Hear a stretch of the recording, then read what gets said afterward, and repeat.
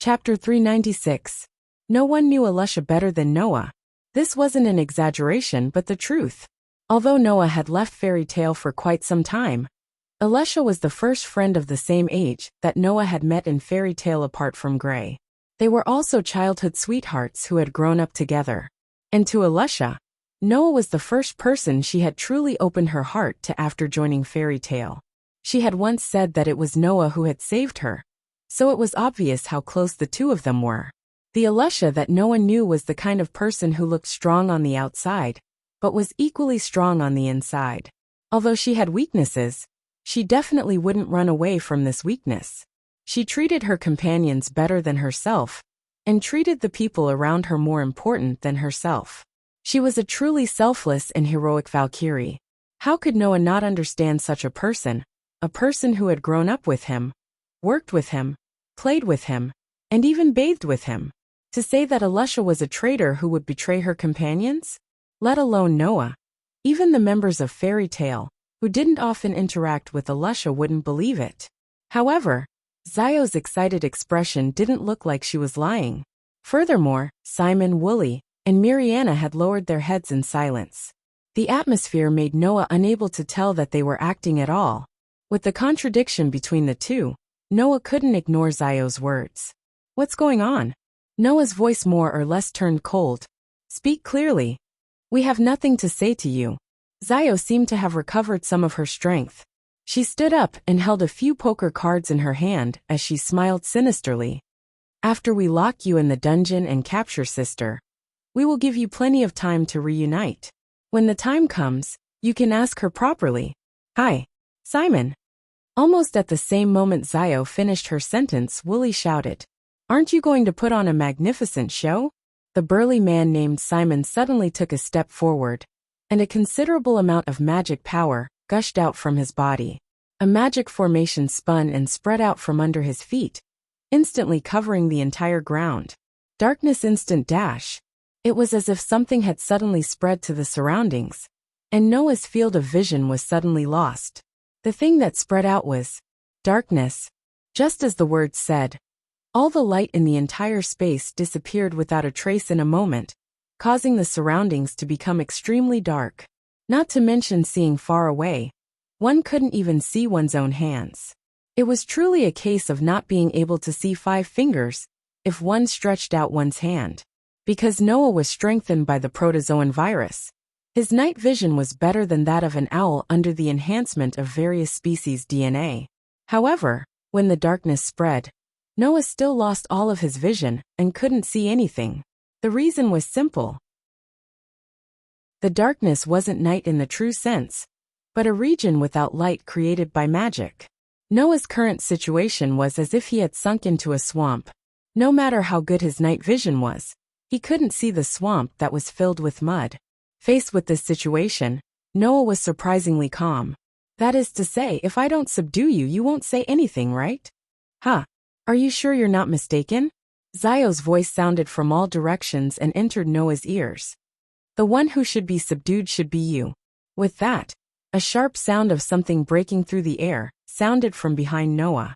In the darkness that Noah couldn't see, Wooly's body, who was in an exaggerated posture, disintegrated into square blocks that resembled building blocks.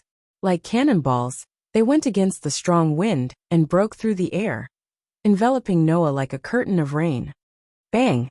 Unfortunately, before the cannonball-like blocks could land on Noah's body, a burst of violent magic turned into a storm. With Noah as the center, it suddenly surged and attacked in all directions. Dong! It was as if they had crashed into a solid wall. When the rain-like cubes that were flying towards Noah collided with the storm that was formed by the magic power, all of them were sent flying backwards. At a speed faster than when they came, they landed on the head of Wooly, who was left with only his head left. Bang! The sound of the collision sounded. Go! Wooly let out a muffled groan. His head was instantly smashed by the various parts of his body that had turned into blocks. Like a smashed wall, his head fell to the ground. Wadash! The surrounding darkness didn't seem to affect Simon's companions.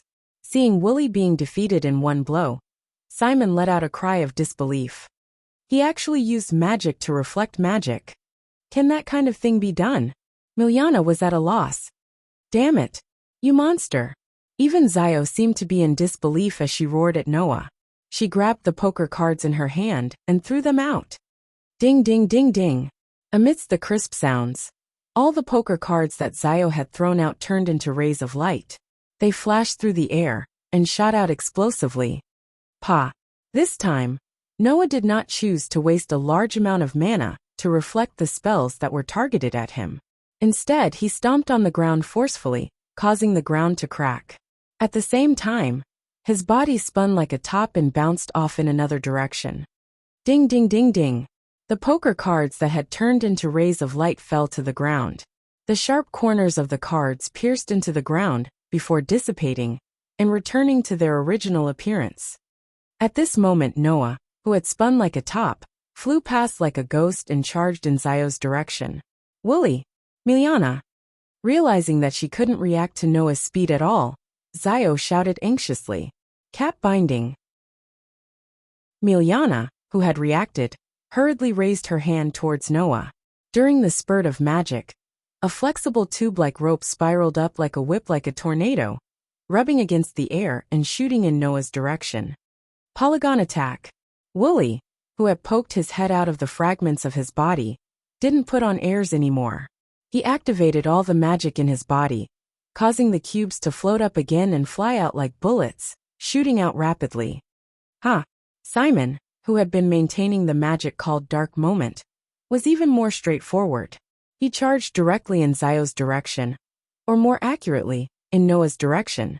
He raised his fist and swung it at Noah. With a gust of wind, he smashed it fiercely at Noah. Come on. Even Zio seemed to be in a frenzy.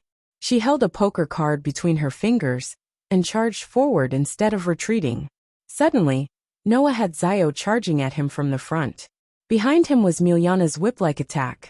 On his left was Simon, who was charging at him like an iron tower. On his right was blocks that resembled cannonballs. There were attacks from the front, back, left, and right. Facing this situation, Noah smiled coldly. He stretched out his finger, and his magic followed the trajectory of his finger and wrote a rune in the air. Tick! That was the magic spell that had defeated all of the Phantom Lord's magic shooters in a single strike. Boom! With Noah as the center, a magnificent shock wave stirred up like an explosion. It spread in all directions, stirring up smoke and dust. Pa pa pa pa. At this moment, regardless of whether it was the poker cards, ropes, cubes, or fists, they were all blown away by the violent shock wave. Zio, Simon, Wooly, and Milyana only had time to cry out in alarm before they were all drowned by the shock wave. Boom! A corner of the Paradise Tower that stood on the sea once again exploded, causing the thick smoke that had begun to dissipate to rise and fill the sky once again. The soldiers in the Paradise Tower were finally alarmed. They rushed over amidst the commotion. The commotion was still ongoing. Chapter 397. Gravel continued to roll back and forth from the surrounding walls and the ground, causing a series of crisp sounds to ring out. Thick smoke and dust covered the surroundings and spread towards a hole that led to the outside that had appeared at some point in time. It was exposed to the sunlight outside and rose along the Paradise Tower, blowing towards the sky. Noah, who was standing in the tunnel that was in a sorry state, as if it had been attacked by an explosion, patted the clothes that stuck to his body and flicked the dust away. Then he looked around. Ugh! Zio, Simon, Wooly, and Milyana were lying on the ground in front, behind, left, and right of Noah. Their bodies were dirty, and they were moaning in pain as they struggled to move their bodies. From the outside, the four of them didn't seem to have suffered any obvious external injuries. It was mainly because their bodies had suffered an impact. Now their bodies were in a state similar to numbness and pain, making it difficult for them to stand up. Seeing this, Noah frowned. Did I hit them too hard? How can I ask questions like this? Just as he said this, there was a commotion on the other side of the tunnel. Over there. The explosion just now came from there. Quick! Let's go and take a look. Let's go and take a look. Along with this voice, a series of messy footsteps came without any rhythm, causing Noah's frown to deepen. Looking at Zio, Simon, Wooly, and Miliana lying on the ground, and still struggling to move their bodies. Noah pondered for a while and sighed. Forget it. Let's wait until we get to the bottom of this before taking action. With that said, Noah was just about to walk towards Zio, Simon, Wooly, and Miliana when his footsteps suddenly stopped. He frowned again, raised his head and looked up. Noah stared at the ceiling that was only made of stone. All of a sudden he smiled. I see. Have I been discovered? After saying this, Noah retracted his gaze as if nothing had happened. Therefore, when all the soldiers gathered here arrived at the scene, it wasn't just Noah. Even Zio, Simon, Wooly, and Miliana had disappeared, leaving the soldiers with a disheveled and messy scene. On the top floor of the Paradise Tower, Jalal, who was sitting in a throne-like position, looked at the crystal ball on his armrest, and met Noah's eyes, who suddenly raised his head and looked at him in the crystal ball. Looking at Noah, who smiled on the crystal ball and retracted his gaze before taking Zio, Simon, Wooly, and Miliana away, Jalal reached out his hand and touched the crystal ball. The image on it instantly disappeared. Sure enough, a guy who can control a gold-tier beast like that can't be a simple person. To be able to defeat Zio, Simon, Wooly, and Miliana so easily, plus that gold-tier beast, it seems like I'm in some danger. Jalal showed a rare troubled expression as he hesitated. Do I have to call him back? This idea was rejected by Jalal as soon as it came to his mind. There are more important plans over there. I can't give up because of an accident. Let's see how things go. This was an empty room in the Paradise Tower. The room seemed to belong to ordinary soldiers. Not only were there no decorations, but there were also many beds arranged in a row. Obviously, this room didn't belong to anyone. Instead, it was like a dormitory, a large room where a large number of soldiers lived. Bang! In such a room, Zio, Simon, Wooly, and Miliana were tied up with thick ropes from who knew where, and were violently thrown to the ground with their butts touching the ground. It hurts. Miliana felt that her buttocks didn't belong to her anymore. Tears welled up in her eyes. Damn it! Zio also felt the pain, but like a rebellious teenager, she struggled regardless of the situation. Let me go. No! Even Wooly cried out in alarm. His voice actually carried a hint of despair. This isn't gorgeous at all. It's not cool at all. Simon was the only one who sat there obediently. He just kept looking at Noah, his eyes flashing. After the battle just now, although the four of them didn't suffer any obvious injuries, they had basically used up all of their magic power, and were in a state where they couldn't use magic. And magic power was equivalent to life force. In a situation where their magic power was depleted to the point where they couldn't even use magic, Zio, Simon, Wooly, and Miliana felt weak all over. Except for Zio, no one wanted to waste their strength and struggle. Therefore, instead of doing something useless, it was better to buy time to recover their magic power. In that case, an ordinary rope wouldn't be able to trap them. Simon understood this, Miliana understood this, and even Wooly, who had been making a ruckus, understood this, so they didn't do anything. Only Zio seemed to be unable to accept the fact that she had lost, or rather, she was really unwilling to accept it, and kept struggling. Looking at the four of them, Noah looked down at them in a condescending manner, his voice without the slightest bit of emotion. Speak. Why did you say that Alusha betrayed you?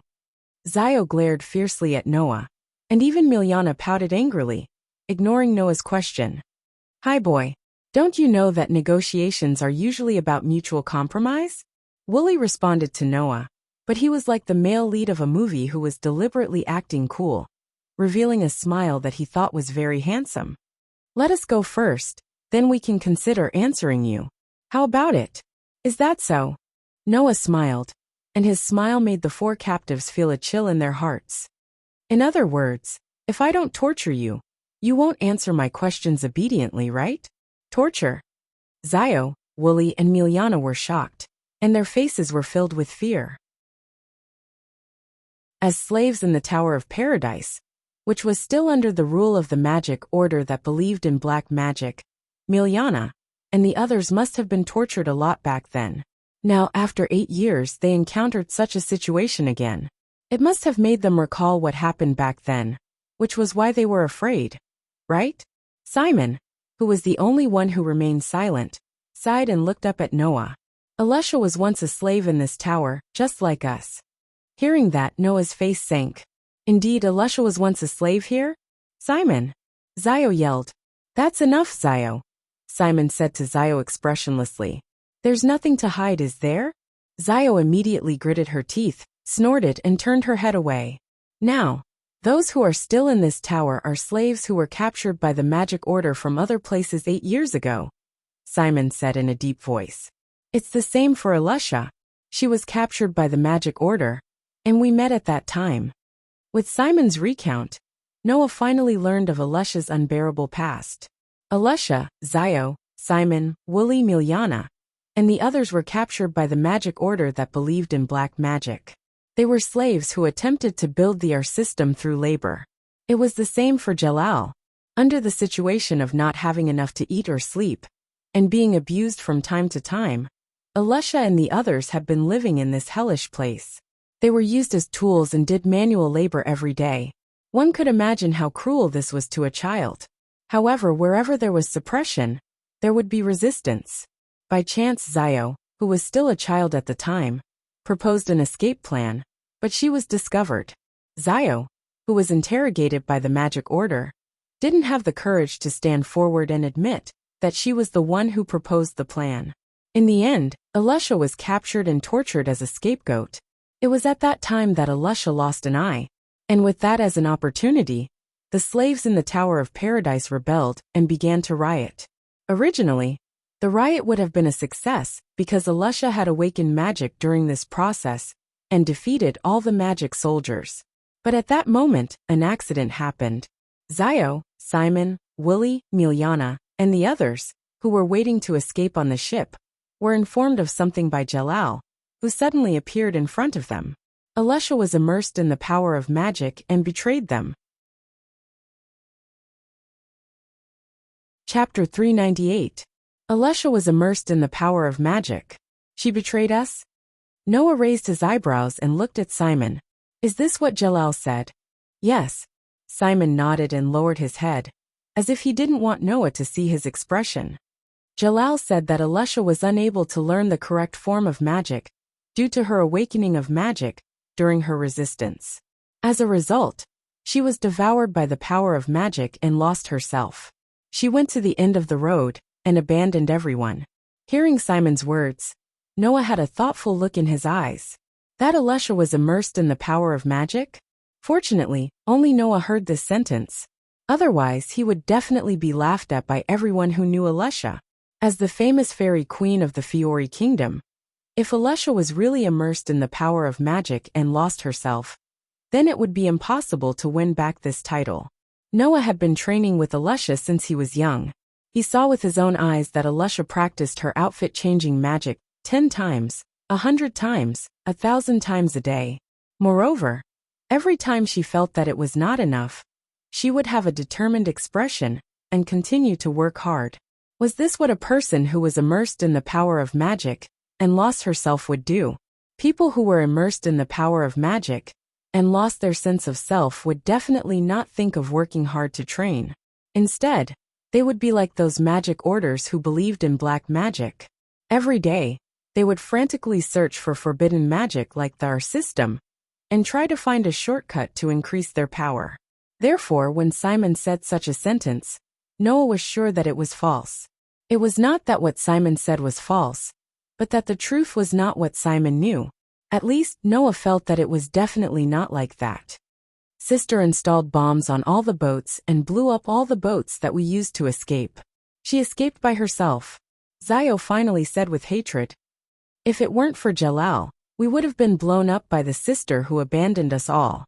Wooly and Miljana also lowered their heads and fell silent in grief. Sigh. Looking at his companions, Simon sighed and turned his head away as if he couldn't bear to look at them. You said that Jalal suddenly appeared in front of you when you were planning to escape, right? Noah's deep eyes stared straight at Simon. So what was Gerard doing before that? Jalal is being held captive, Simon answered honestly. Because Zio's escape plan was exposed, Elisha was locked up in the torture chamber to be punished. In order to save Elisha, Jalal escaped alone. With that said, Simon shot a glance at Zio and saw her biting her lips tightly as she tried her best to hold back her feelings of guilt. He sighed again. We waited in the cell obediently, but in the end, what we waited for was Elisha who lost an eye. And Jalal was discovered to have gone to save Elisha and was locked up in the torture chamber to be punished in place of Elisha. Simon raised his head, his eyes shining brightly. It was at that time that Elisha decided to resist and saved all of us to fight the magic order. Little Elu at that time was really handsome. Miljana seemed to recall the scene at that time. She smiled in a daze, but her expression soon dimmed again. But even little Eru was only a child at that time. She almost died. The person who saved Elisha at that time was a grandfather named Rob. Simon shook his head. Grandpa Rob used to be a very great magic shooter, but for some reason, he lost his power. In order to save Elisha, he used up all his magic power. And magic power is equivalent to life force. Wooly lowered his head and said, Grandpa Rob, who used up all his magic power, died just like that. Luobu, Noah muttered to himself. After a while he blushed. Could it be the Rob that Grandpa knew? When Makarov was young, he had a group of close friends who had gone through life and death together. Among them, there was Polyesia, whom Noah had met when he was young, Yajma, whom he had met at the Senate not long ago, and several other leaders of famous guilds in the Fiori kingdom. Noah remembered that Makarov had also mentioned a person. It was a member of Fairy Tale, who suddenly disappeared many years ago. He was also a good friend of Makarov, Polyesia, and Yajma. That person was called Rob. Could it be that the missing Grandpa Rob was the same Grandpa Rob who was caught as a slave in the Tower of Paradise and saved Elisha's life, but lost his own life? It was because she knew that Rob was a magic shooter in Fairy Tale that Elisha joined Fairy Tale after escaping from the Tower of Paradise. You guys continue. Noah, who had sorted out everything, stared straight at Simon. And then, what happened? Later, because of Grandpa Rob's death, Elisha awakened her magic and defeated all the people from the Church of Magic. She ran off to save Jalal alone. And before that, we escaped back to the ship. Simon met Noah's gaze, and his tone became steady. During the period when Elisha went to save Jalal, we didn't know what happened. But later, Jalal suddenly appeared and told us that Elisha had installed bombs on all the ships. She abandoned all of us and escaped alone. That's how Sister was saved, by abandoning all of us. Zio gave Noah an ugly smile. You said that Sister was your companion, right? You have to be careful not to be betrayed by that traitor. Just as he said that, the sole of a shoe suddenly enlarged under Zio's gaze. Bam! Noah kicked Zio's face fiercely. Ah! Zio cried out in pain as her entire head was filled with grief. Tears, snot, and even blood flowed down from her nose. Zio! Mariana exclaimed. What are you doing? Wooly also roared angrily at Noah. Noah retracted his foot and stood up. He stared coldly at Zio and spat out this sentence. You don't have the right to call Elisha sister. What did you say? Zio was enraged, and even her expression turned ferocious. What right do you have to say that? Because you are a heartless person. Noah didn't even seem willing to look at Zio as he turned his back. Because you suggested an escape plan, but you didn't have the guts to stand forward and admit it after being discovered. Elisha took the blame for you without a word. She lost her eye completely because of you. And after deciding to resist, Elisha also acted as the vanguard. If not for Elisha awakening her magic, you wouldn't have been able to escape, much less overthrow the magical order and escape your status as a slave. What did you do to such a person, to a person you call sister? Noah turned his head and scoffed in disdain. What you did was listen to the words of others and believe them without any hesitation. You let down Elisha, who saved your life, took the blame for you, and changed your fate. You don't have the right to call Elisha sister. A person like you doesn't have the right to be Elisha's younger brother. Noah glared coldly at Zio. It wasn't Elisha who betrayed you, but you who betrayed Elisha. You're lying. Lying. Zio's face turned red as she screamed crazily. Do you mean that sister didn't betray us? Were we all deceived by Jalal? At the very least, I believe in Alusha. I believe that she's definitely not the kind of person who would betray her companions. Noah's gaze turned ruthless as he looked at Zio. And you, since you can't believe in Alusha, then you don't have the right to yell here. You're just a pitiful person who failed to live up to the kindness of others. Zio's expression changed again and again. Even Willie and Mariana couldn't help but waver. She didn't believe in Alusha, but weren't they the same? At this moment, Noah lifted his head and looked above with a cold glint in his eyes. Let me meet this Jalal and dig out the missing part of the secret. Upon hearing Noah's words, Simon's eyes flickered again.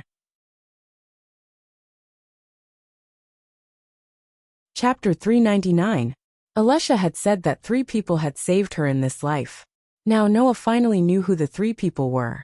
One was Luobu, a former member of Fairy Tale, who had sacrificed himself to protect Alusha from the Church of Magic. The other was Jalal, who had been a slave of the Paradise Tower 8 years ago just like Alusha. He had rescued Alusha from the torture chamber, but had been punished in place of Alusha. Now he had become the ruler of the Paradise Tower. The last was Noah, the Noah who had given Alusha a new life. To Alusha, Luobu and Noah were people who had given her a rebirth in a certain sense. And since Jalal could become a scapegoat in order to save Alusha, it was obvious that he was also one of Alusha's companions. At least he used to be. However, in the middle, something must have happened when Alusha went to save Jalal after the end of the resistance, which ultimately led to an unexpected ending. In any case, Noah would never believe that Alusha was the kind of person who would betray her companions. Therefore, no matter how he thought about it, the problem lay with Jalal. As long as he found Jalal, then all the problems would be solved. Noah might also be able to find a way to let Alusha get rid of her unbearable past. Last question. Noah turned around and asked Simon, "Where is Jalal?" Upon hearing Noah's words, be it Zio, Simon, Wooly, or Mariana, they were all shocked. "Boy, don't tell me you're thinking of looking for Jalal?" Wooly shouted exaggeratedly. "I advise you to give up. That way, you can still maintain your beauty, boy. Jalal is different from us. We can only master our magic with Jalal's help," Mariana said softly. "The strongest in the Paradise Tower is Jalal, and he is very, very strong. You are definitely not his match. Although you may not be convinced by this, have you really thought it through?" Simon looked straight at Noah and said in a solemn tone, "Jalal is indeed very strong, which is why he was able to become the ruler of the Paradise Tower. You have to think carefully. If you lose, not only will you not get anything, but you will also have to pay a heavy price. If you have a death wish, feel free to do so," Zio said in a nasty tone. "In any case, you will soon taste true despair." "Oh." Noah raised his eyebrows and looked at these people with a faint smile. "Are you worried about me? Aren't you with Jalal?" Hearing Noah's words, Milyana's group suddenly woke up.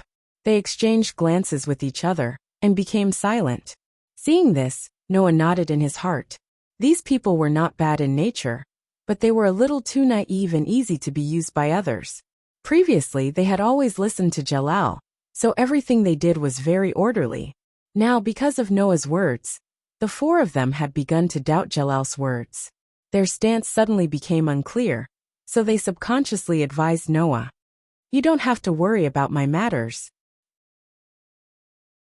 Noah squatted down and directly untied the ropes on Zio, Simon, Wooly, and Mariana. "Meow." Mariana took the lead and made a puzzled sound. "What are you doing?" Zio was also stunned. "You are not going to let us go, are you? Seeing that you are Alusha's companions who went through thick and thin with her when she was young, and that you might be used, I won't make things difficult for you." Noah threw away the rope in his hand and pointed a finger at the space in front of him. "But don't think that I will let you go so easily." After saying that, Noah's finger suddenly slid, and magic power flowed along his finger to write faintly discernible runes in the void. Then he flicked the runes slightly. Before Zio, Simon, Wooly, and Mariana could even react, Noah had written 4 runes. With a flick of his finger, the runes suddenly flew out and imprinted on the chests of the 4 people, then disappeared. Only then did Mariana and the other 3 react. They hurriedly touched their chests, but didn't feel anything. What is this? This is just a precaution. Noah curled his lips and smiled. If you obediently find a place to hide, or directly leave this place, then nothing will happen to you. But if you still want to continue to make things difficult for me, or even have designs on Alusha, then your bodies will be burned to a crisp in an instant. Hearing this, Mariana and the other three shuddered and touched their chests even more desperately, as if doing so could expel the runes hidden in their bodies.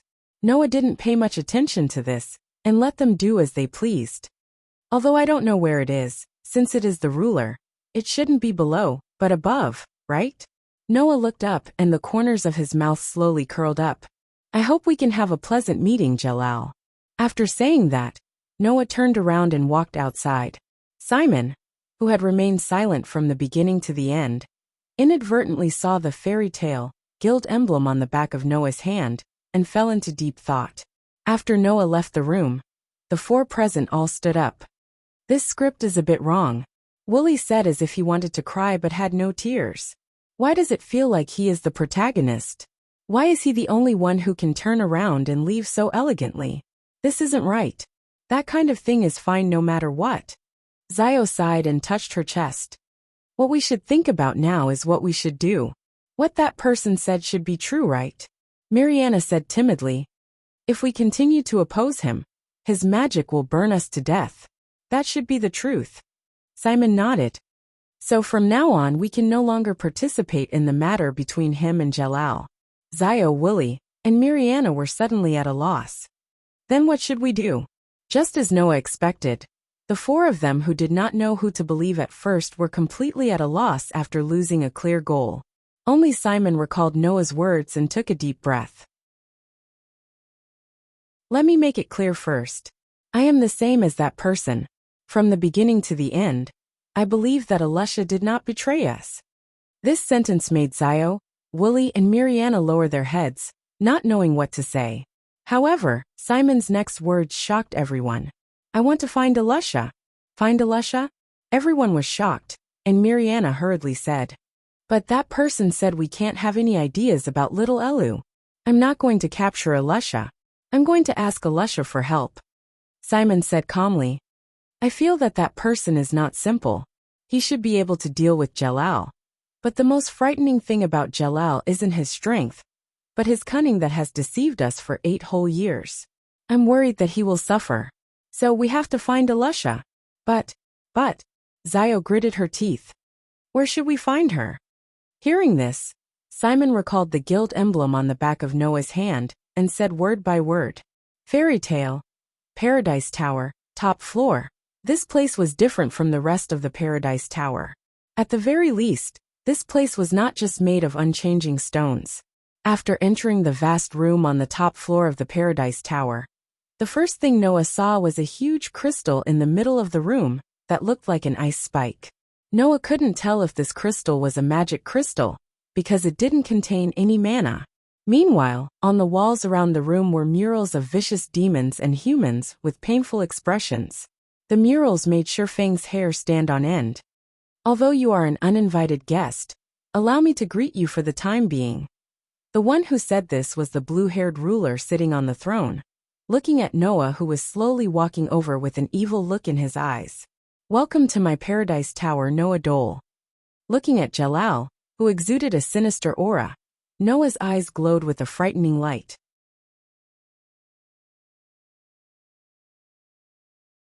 Chapter 400.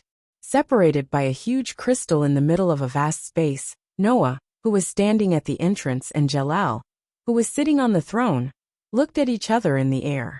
Although there were no obvious sparks bursting out, the atmosphere around them had completely sunk and become extremely oppressive.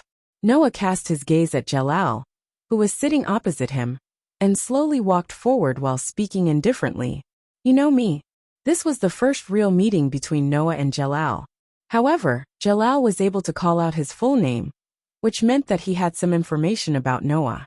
Jalal smiled nonchalantly and stood up from his seat. He mimicked Noah and walked forward while speaking in a playful tone. Don't you know me too? Then you should know why I'm here, right? Noah's expression remained unchanged. I don't know, sir. Do you intend to answer my question? Which purpose are you referring to? Jalal stared at Noah, who was walking towards him. Information about the Paradise Tower? Or the truth of the past? However, to Jalal's surprise, Noah actually sneered. You must be mistaken somewhere, right? Noah lifted his chin slightly and cast a cold gaze on Jalal. Information about the Paradise Tower? The truth of the past? That's not the most important thing.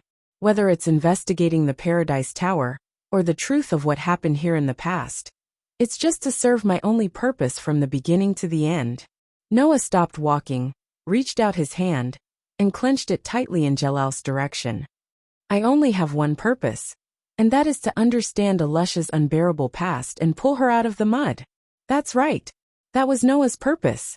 The reason why Noah came here, the reason why he came to Jalal, was not because our system would resurrect the evil black mage Gerald. Nor was it because he wanted to save everyone here. He just wanted to liberate Alusha from her painful past. Other than that, there was no other purpose. And this purpose was extremely unexpected for Jalal. That really surprises me. Jalal smiled, and no matter how one looked at it, that smile seemed to be mocking Noah. I thought that you came to stop the activation of our system, and also thought that you came to save everyone here. I even thought that the mainland had discovered something and sent you here to investigate. I didn't expect that you came here just for Alusha alone. This really surprises me. Are you really surprised? Noah stared at Jalal's evil face, as if he wanted to see through Jalal's mind. Didn't you also try to save Alusha in the torture chamber in the past? You knew that you would die if you were discovered, but you still risked everything to save Alusha, didn't you? Are you talking about that time? Jalal's smile became even wider. That's because I hadn't awakened at that time. Awakened? Noah's heart skipped a beat. What do you mean by that? At that time, I didn't realize what a great person Gerald was. Jalal's expression became a little fanatical at the mention of the name of the greatest villain in history. It wasn't until I was imprisoned in the torture chamber in place of Alusha that I realized how great Gerald was. I realized that in order to obtain true freedom and the right to live in a real paradise, I had to resurrect Gerald. That's why I awakened and started to control everything. It's a pity that Alyssa doesn't understand at all. She doesn't know how great of a person Gerald is. She even tried to persuade me to run away with my hard-earned labor force. Jalal shook his head regretfully.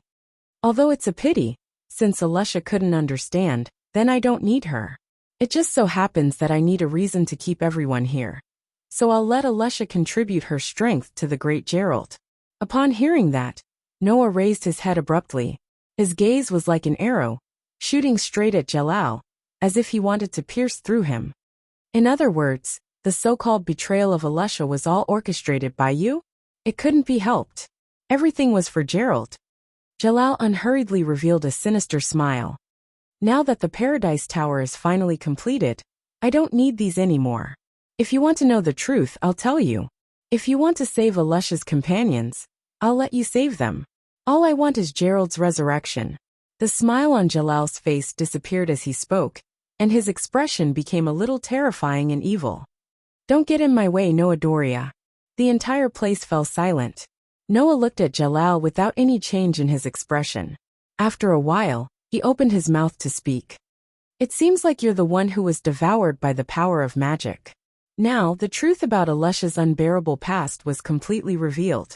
Although they didn't know what happened, Jalal, who replaced Alusha in the torture chamber, awakened his magic for some reason, and was devoured by the power of magic.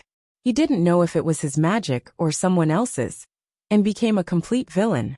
Judging from Jalal's fanaticism and cruelty for Gerald, he was simply like a fanatic who had lost his sense of self, and had no trace of rationality at all.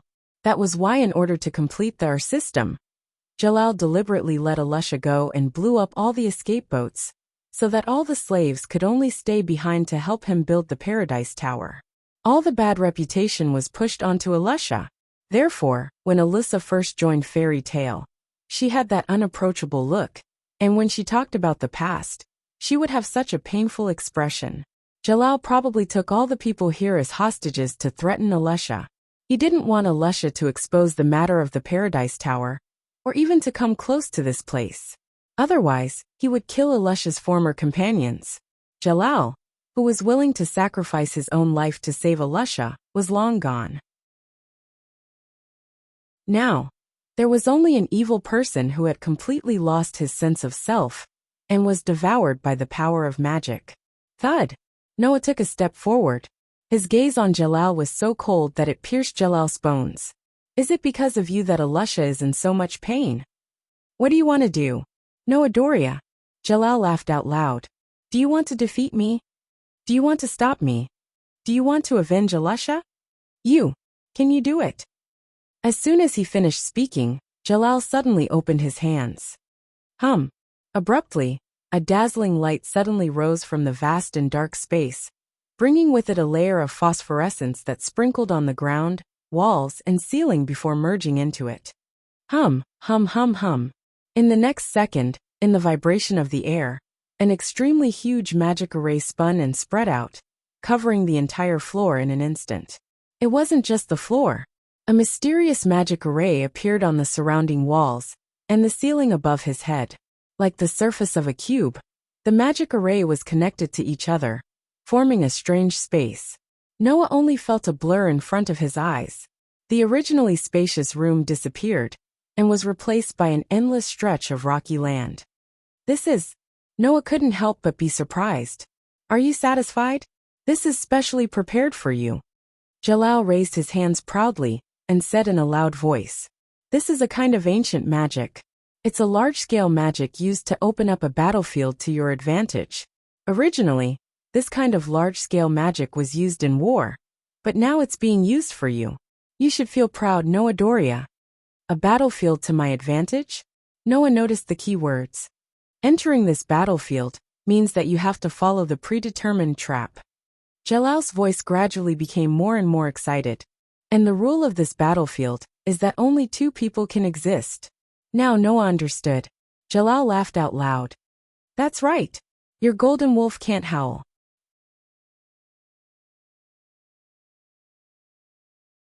Chapter 401. Golden Wolf? Jalal knows about the existence of Golden Wolf Bio? This guy had clearly been staying in the Paradise Tower all this time, building the air system. Under such circumstances, he was still paying attention to the outside world, including his own information. Noah frowned slightly and tried to sense the situation in his mind. Noah was still able to communicate with the Golden Wolf, Bio, through his mind. However, just like what Jalal said, Noah couldn't call out Golden Wolf Bio at all. It was as if Golden Wolf Bio was locked in his body and couldn't come out at all. This was a battlefield that could only exist in two people. What else can you do without that Golden Wolf? Jalal smiled coldly. My Paradise Tower is still missing a body and magic power, equivalent to one of the 10 great saint magicians as a sacrifice. Your Golden Wolf is just right. I'll let you offer your strength to the great Jerf. After saying that, Jalal's eyes, which were full of tattoos, opened and closed, and the eyeballs inside disappeared completely, replaced by a hideous and terrifying pattern. It was as if a demon had attached itself to Jalal's body and turned one of his eyes into a demon's eye. In the next moment, Jalal moved. Wang! A powerful magic power that looked like a dark, filthy gas suddenly rose from Jalal's body. Let me see what you've got. Grandson of Makarov. Jalal raised his hand, and magic power that looked like black water suddenly rose from his palm and turned into a tentacle-like shadow. The tentacle-like shadow trembled slightly, and like a man-eating vine that was crawling toward its prey, the tentacle-like shadow rushed toward Noah with a sharp sound of breaking through the air. Noah glanced at the shadow that rushed toward him. His eyes narrowed little by little, and a hint of mockery flashed through his eyes. He didn't move at all. A moment later, two tentacle-like black shadows suddenly arrived with 2 gusts of wind. The sharp force was accompanied by an ear-piercing sound as it tore through the air. One from above and one from below, it ruthlessly lashed at Noah. Jalal's attack position was quite tricky. One on the top and one on the bottom. They happened to be in 2 difficult positions. If Noah chose to guard against only one area, then he would definitely be hit by the other. Clearly, even after sealing Bio, Jalal still did not underestimate Noah. It was a pity that Jalal had miscalculated Noah's strength. Under Jalal's gaze, Noah, who was standing still like a statue, shuddered violently when the two pitch-black attacks were about to hit him. Jalal could only see that Noah's body suddenly turned into an afterimage. Instead of retreating, he moved forward, and in the next moment, two phantoms shot out from Noah's body. Those were actually two fist shadows. The two fist shadows and the two tentacle-like shadows suddenly collided. Bang! In an instant, an extremely terrifying force erupted from the collision, as if it had materialized. A low muffled sound was heard, and a fierce force gushed out like a flood, shaking up a gust of wind, and then both dissipated. Jalal's pupils suddenly shrank. Then in his pupils, an afterimage passed through the strong gust of wind, as if it was shuttling through the cracks of space, and rushed toward him. Seeing this scene, Jalal realized that he had underestimated Noah's strength. At first, Jalal thought that even if Noah could subdue the golden wolf Bio, it proved that he had some ability. But in the battle with Joseph, Noah did not make a move, and let the golden wolf Bio fight instead. That must be because his strength was not as strong as the golden wolf Bio, and it might even be far inferior. Therefore, Jalal guessed that even if Noah's strength was very strong, it could not reach the level of the 10 saints. And with Jalal's current strength, although it had not reached the level of the 10 saints, it was not far from it. Therefore, Jalal thought that it would not be difficult to defeat Noah in a one-on-one duel. However, seeing the strength and speed of Noah's magic, Jalal knew that he had guessed wrong. At that moment, Jalal stamped his foot, and his figure rapidly retreated. At this moment, an afterimage appeared, and Noah's figure was exposed in Jalal's vision again. His whole body shook, and a burst of violent magic vibrated out, turning into a substantial impact like a storm, spreading in all directions. Wadash! Jalal's expression finally changed, and a shocked expression appeared on his face. This magic, how is it possible? As soon as he finished his sentence, the substantial impact of the magic caught up with Jalal, who was retreating, and fiercely collided with him. Boom! The ferocious impact vented on Jalal's body, and he was forced to retreat. His feet scraped a long mark on the ground, and he let out a muffled groan.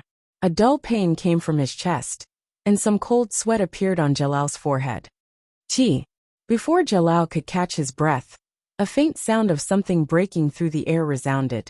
A black shadow suddenly appeared in front of Jalal, raised its head, and fixed its cold eyes on Jalal's face. Then a shining fist covered by a vortex of airflow entered Jalal's eyes. Hiya! A sense of crisis rose in Jalal's heart, and his face became slightly crazed. He roared and suddenly stretched out his hand, which was shrouded in black light. It was like a black beast's claw, and with a wave of magic, it struck out fiercely. Suddenly, the fist carrying the bright vortex of airflow and the black beast's claw collided with each other like cannonballs. Bang! The shockingly loud sound was accompanied by a burst of violent wind that suddenly attacked in all directions. Kacha kacha kacha! The ground made of magic cracked under the attack of the violent impact wind, and the ground at the center of the impact directly exploded, sending countless gravel flying in all directions like bullets. It's not over yet. Jalal's eyes were about to pop out of their sockets, and his hands formed a palm shape. An extremely evil magic fluctuated in the center of his palms, and as Jalal struck out his palms, it turned into two spiraling black lights that shot toward Noah like sharp spears. If an attack like a beam of light fell on a human body, it would definitely be able to penetrate the fragile human body and open two bloody holes in it. However, Jalal didn't notice it. At this moment, Noah's figure was slightly illusory. Under such circumstances, Jalal's beam of black light finally closed in and hit Noah's body heavily. However, at the moment of impact, it strangely penetrated through Noah's body and fell to the ground behind. Bang! The ground that was hit by the black light exploded, and a cloud of smoke and fire rose. When the beam of black light penetrated Noah's body, Jalal's expression changed greatly. That was because it was only an afterimage. Is that it? Just as Jalal's expression changed greatly, A somewhat cold palm was gently placed on his back without him noticing. Jalal's hair stood on end, and all the hair on his body suddenly stood up.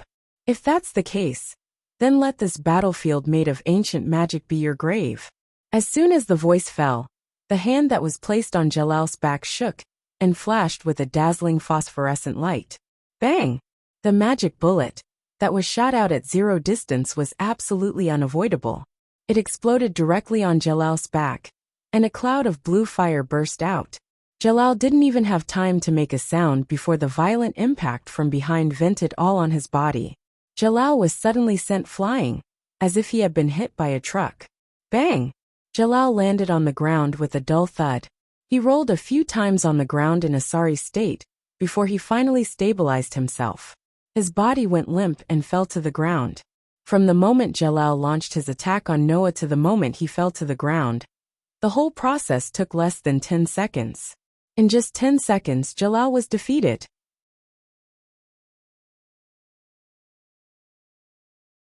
Chapter 402. Whoosh! In the battlefield created by ancient magic, a storm was blowing violently around Noah, bringing along waves of dust and wind. He stood on the rocky ground like the eye of a typhoon. Gulp! Jalal, who had collapsed on the ground, clutched his chest. However, the pain came from his back, which made his face turn pale. He struggled to lift his body and cast his gaze at Noah, who had turned into the eye of the typhoon, with a complicated expression in his eyes. He was shocked by Noah's strength that was beyond his expectations. He was also in disbelief that he was defeated by Noah in just 10 seconds. However, there was also an indescribable ecstasy in Jalal's eyes. Jalal stared at Noah, whose entire body was erupting with vast amounts of mana, as if it was a sea wave, squandering it in the most wasteful way possible, and turning it into substantial waves that swirled around him like a tornado. After a long time, Jalal suddenly smiled. Ha ha, ha ha ha, ha ha ha ha. That was a crazy laugh triggered by the ecstasy in his heart. This must be fate. Fate is on my side. There's no way to stop Jervis's resurrection. Ha ha ha ha. Seeing Jalal laughing like a madman, Noah frowned deeply. How could Jalal laugh so happily in such a situation? If it were someone else, Noah would definitely think that the other party had been driven crazy. However, although Jalal seemed to be crazy, the ecstasy in his eyes was real, as if he had encountered something great. That burst of ecstasy even overshadowed the blow brought to Jalal by his defeat at the hands of Noah, making Jalal laugh like a madman. What? Noah sensed that there might be a reason that he didn't know, so he asked sarcastically, "Are you that happy to be defeated so cleanly?" "Happy? Of course I'm happy." Jalal laughed as he struggled to stand up. Even though he still had a painful expression on his face, he was still laughing crazily. Especially when he looked at Noah. His eyes were full of fanaticism. Because the conditions for Jervis's resurrection have finally been met. Ha ha ha ha. Jalal's ear-piercing laughter reverberated throughout the battlefield constructed by ancient magic for a long time. At the same time, in a conference room of the Fiori Kingdom's council branch, Zeke, who was discussing a topic with the surrounding counselors, suddenly froze, and then became ecstatic. Ha ha, ha ha ha, ha ha ha ha. Just like Jalal on the other side of the world, Zeke suddenly laughed wildly without warning. He was abnormally excited. The counselors sitting in the other seats were all stunned. Even Erudia couldn't help but stare blankly at Kyklane, with a face full of astonishment. "Zeke, what are you doing?" Oge frowned and snorted coldly at Zeke. "We're still in the middle of a meeting. You don't deserve your status as a counselor if you act so presumptuously." "Counselor?" Zeke looked around at everyone in the room, with a sarcastic expression. "That status, you old farts should cherish it." Leaving behind these words, Zeke's figure slowly became illusory. Not long after, he disappeared. All the counselors stood up in shock. "What's wrong?" Ajma exclaimed. "What's going on?" Just as he finished speaking, the ground suddenly shook. Pa pa pa pa. While the counselors were caught off guard, the surrounding walls, ceilings, floors, and even tables and chairs all fell into a weathered state, shattering bit by bit amidst a series of crisp sounds. Wah! Some of the cowardly counselors screamed and sat on the ground due to their weak legs. In the middle of these counselors, an enchanting figure stood there unaffected. It was none other than Eurulia. Although I don't know what happened, there seems to be some unexpected situation on the other side, making the plan go more smoothly. Eurulia stretched out her hand and held a slowly rotating magic array, as if she was holding a treasure. In that case, I can't let you get in the way. Hearing this, some of the more sharp-minded counselors, including Ajma, immediately understood. Both Zeke and Eurulia were villains who had infiltrated the council for a certain purpose. At the same time, Noah, who was still on the battlefield constructed by ancient magic in the Paradise Tower, looked at Jalal, who was still laughing maniacally. Suddenly, he raised his head as if he sensed something and looked in front of him, which was right next to Jalal. There Chicharito, who had disappeared from the council, slowly appeared beside Jalal like a phantom. His wild laughter was almost identical to that of Jalal's. Noah's gaze suddenly froze. "It's you. I didn't think we'd meet again so soon." It was completely different from the last time they met. This time, Kieran's body was filled with the strange yet familiar evil aura that Noah felt at the same time. It was unfamiliar because Zeke didn't have such an evil aura in the past. The familiarity was due to the evil aura on Jermaine's body, which was exactly the same as that on Jalal's body. Noah's outstanding sensing ability and keen intuition allowed him to finally notice something. In the past, Noah had always felt something off about Zeke's body. Now, Noah understood the origin of this sense of dissonance. "Oh." Jalal and Zeke raised their eyebrows at the same time. "Did you notice? It should be said that you didn't notice until now. Your concealment skills are pretty good." Looking at Jalal and Zeke, who had the same expression, like two sides of a mirror, Noah laughed coldly. "I didn't think you'd get a body of thoughts to sneak into the council. You've put in a lot of effort, Jalal." "Yes. Body of thoughts." Zeke was Jalal's body of thoughts. The so-called body of thoughts referred to a three-dimensional projection, or a doppelganger. In other words, Jalal and Zeke were not two different people but one and the same. In order to not expose the identity of the body of thoughts, you've divided half of your magic into your body of thoughts, so that your body of thoughts can use magic on its own and act on its own, just like a real person, right? Noah was speechless. To think that even my sensing ability could only detect something amiss. Those fellows from the council are done for. Because it's necessary.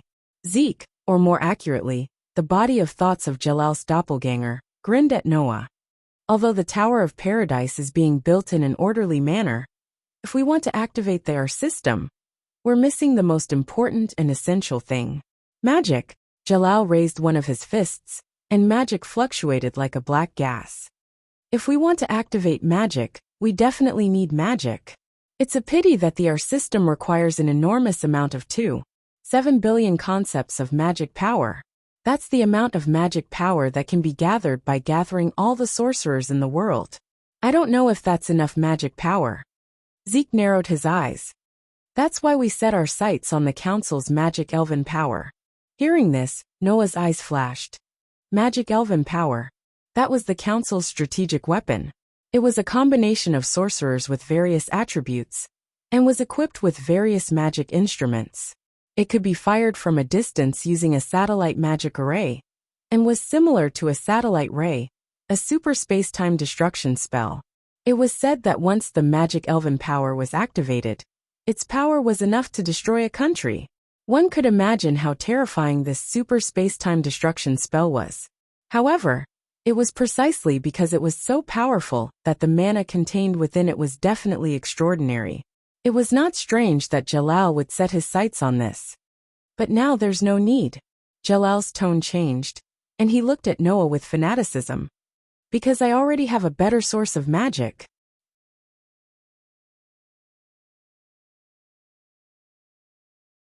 Chapter 403. Seeing Jalal and Zeke staring at him with eyes full of ecstasy and fanaticism, and the meaning behind their words, Noah's face gradually turned cold. So that's how it is. So you've turned your attention to me? Noah finally understood why Jalal was so ecstatic. It was because the 7 billion concepts of mana that would take a lot of effort to gather and it was said that even the magic shooters in the world could not gather it, was now right in front of Jalal. That's right. Noah was being targeted. Because of the unrestrained squandering of magic power, Jalal discovered the vast, ocean-like magic power in Noah's body, and made the judgment that Noah himself could meet the demand of the 7 billion concepts of magic power.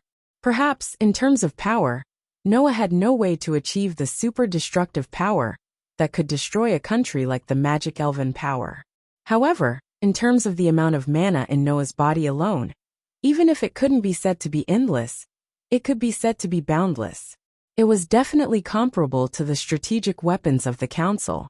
It was because of this that Jalal was so ecstatic. In other words, Jalal wanted to use Noah as a source of mana for the system, and use Noah as a sacrifice.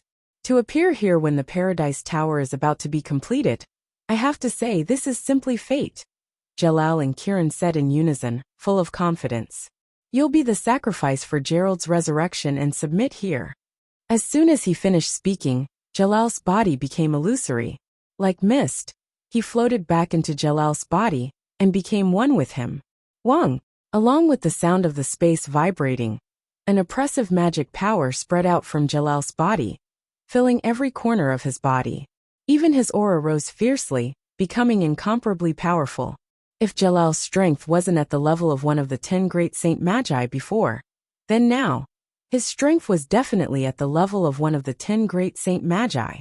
That was only natural. Kiran, who had half of Jalal's mana, originally had the title of one of the 10 great Saint Magi. Although Kiran's strength hadn't reached the level of a 10 saint, he wasn't far from it. In addition, his status as a counselor and the other requirement to become a 10 Saint Magus was to have a good character. This requirement allowed Kiran, who had concealed his true identity, to be recognized. It wouldn't be difficult for Kiran to become a 10 Saint. Now, half of his mana returned to Jalal, who wasn't far from becoming one of the 10 great saints.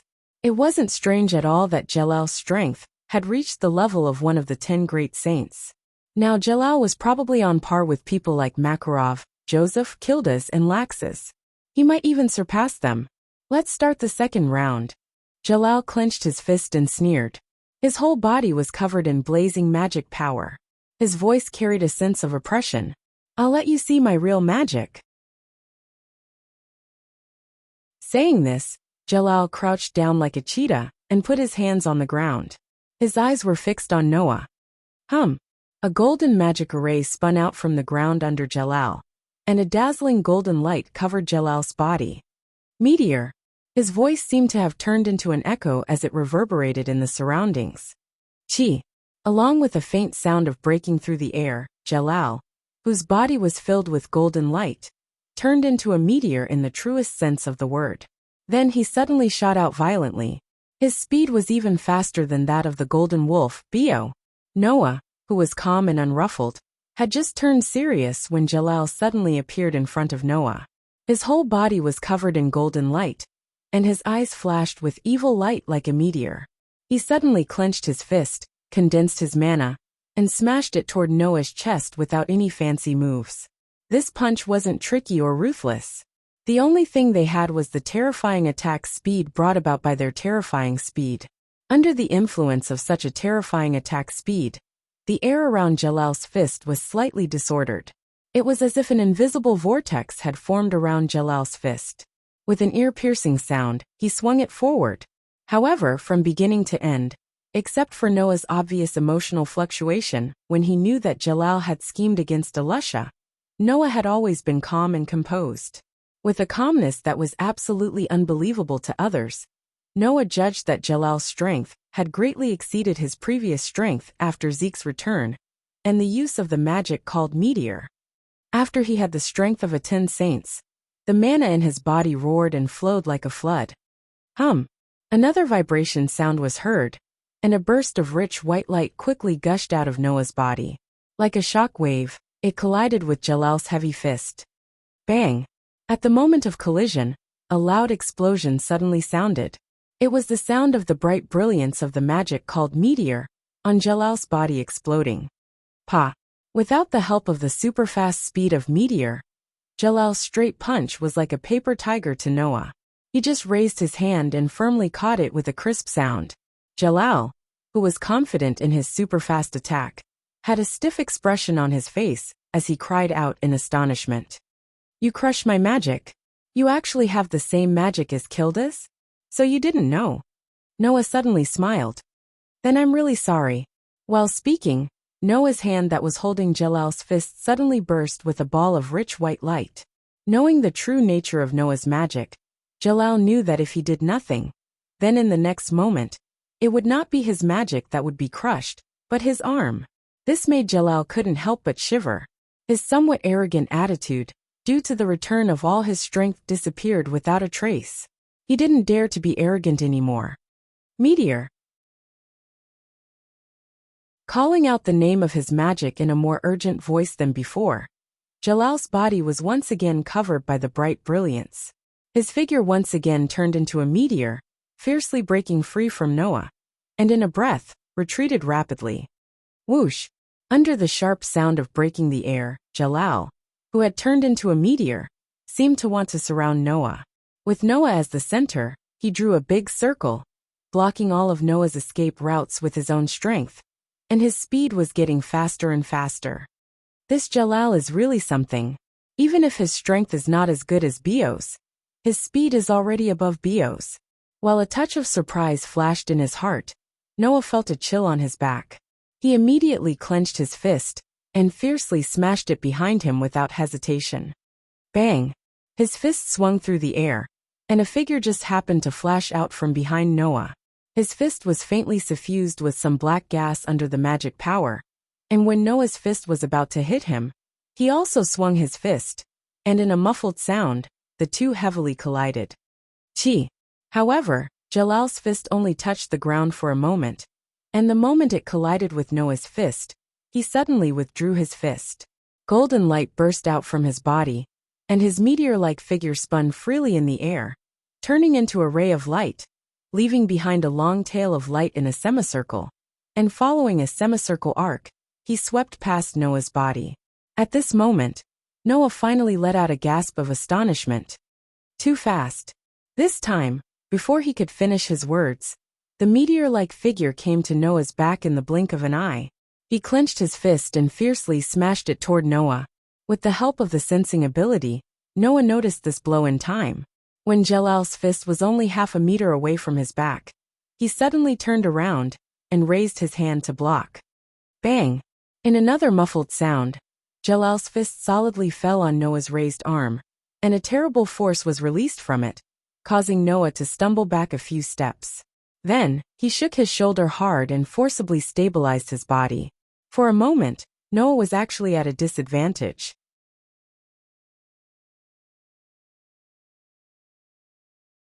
Chapter 404. After defeating Noah with one blow, Jalal's confidence seemed to have returned once again. His figure turned into a meteor and hovered around Noah, while his piercing laughter was constantly heard. No matter how strong you are, as long as you can't catch up to my meteor, you won't be able to defeat me. You'd better obediently become Jalal's sacrifice. Hearing this, Noah slightly frowned. Relying on his excellent sensing ability, he continued to track Jalal's movements, but his mind was active. Indeed, in terms of strength, Noah was definitely superior to Jalal, but if he couldn't catch up to Jalal's speed, he would also be exhausted to death. While Noah's mind was active, an oppressive gust of wind came from behind him again. Surprisingly, it was Jalal's extremely fast attack with the help of his super high speed. Show me, magician. Just as Jalal's attack was about to land on Noah, the incantation that summoned the soul and released the true power of the soul reverberated. Bang! A burst of cold blue flames burst out from Noah's body, startling Jalal. He hurriedly stopped his attack, manipulated his body, and dashed away like a meteor, putting some distance between them. The blue flames surged in the air like a volcanic eruption. At this moment, a black shadow cut through the air, parting the blue flames. Like a ray of black light, it suddenly shot out. Although the speed was not as fast as Jalal's meteor, the gap was not as big as before. So, Jalal only saw a blur in front of him. and a figure equipped with 2 pairs of inorganic mechanical wings the size of half a man on the back, with a lot of black light spurting out from the ports of the wings, to form 2 pairs of huge wings of light imprinted in Jalal's eyes. Annihilation strike. The air whistled, and a fist carrying a dazzling vortex of air followed closely behind, bringing a strong wind with it, and heavily smashed into Jalal's chest. Hiya! Jalal was shocked, but his reaction was not slow. He shouted loudly, and the black magic swirled around his fist like a vortex. Instead of retreating, he moved forward to meet Noah's attack. Boom!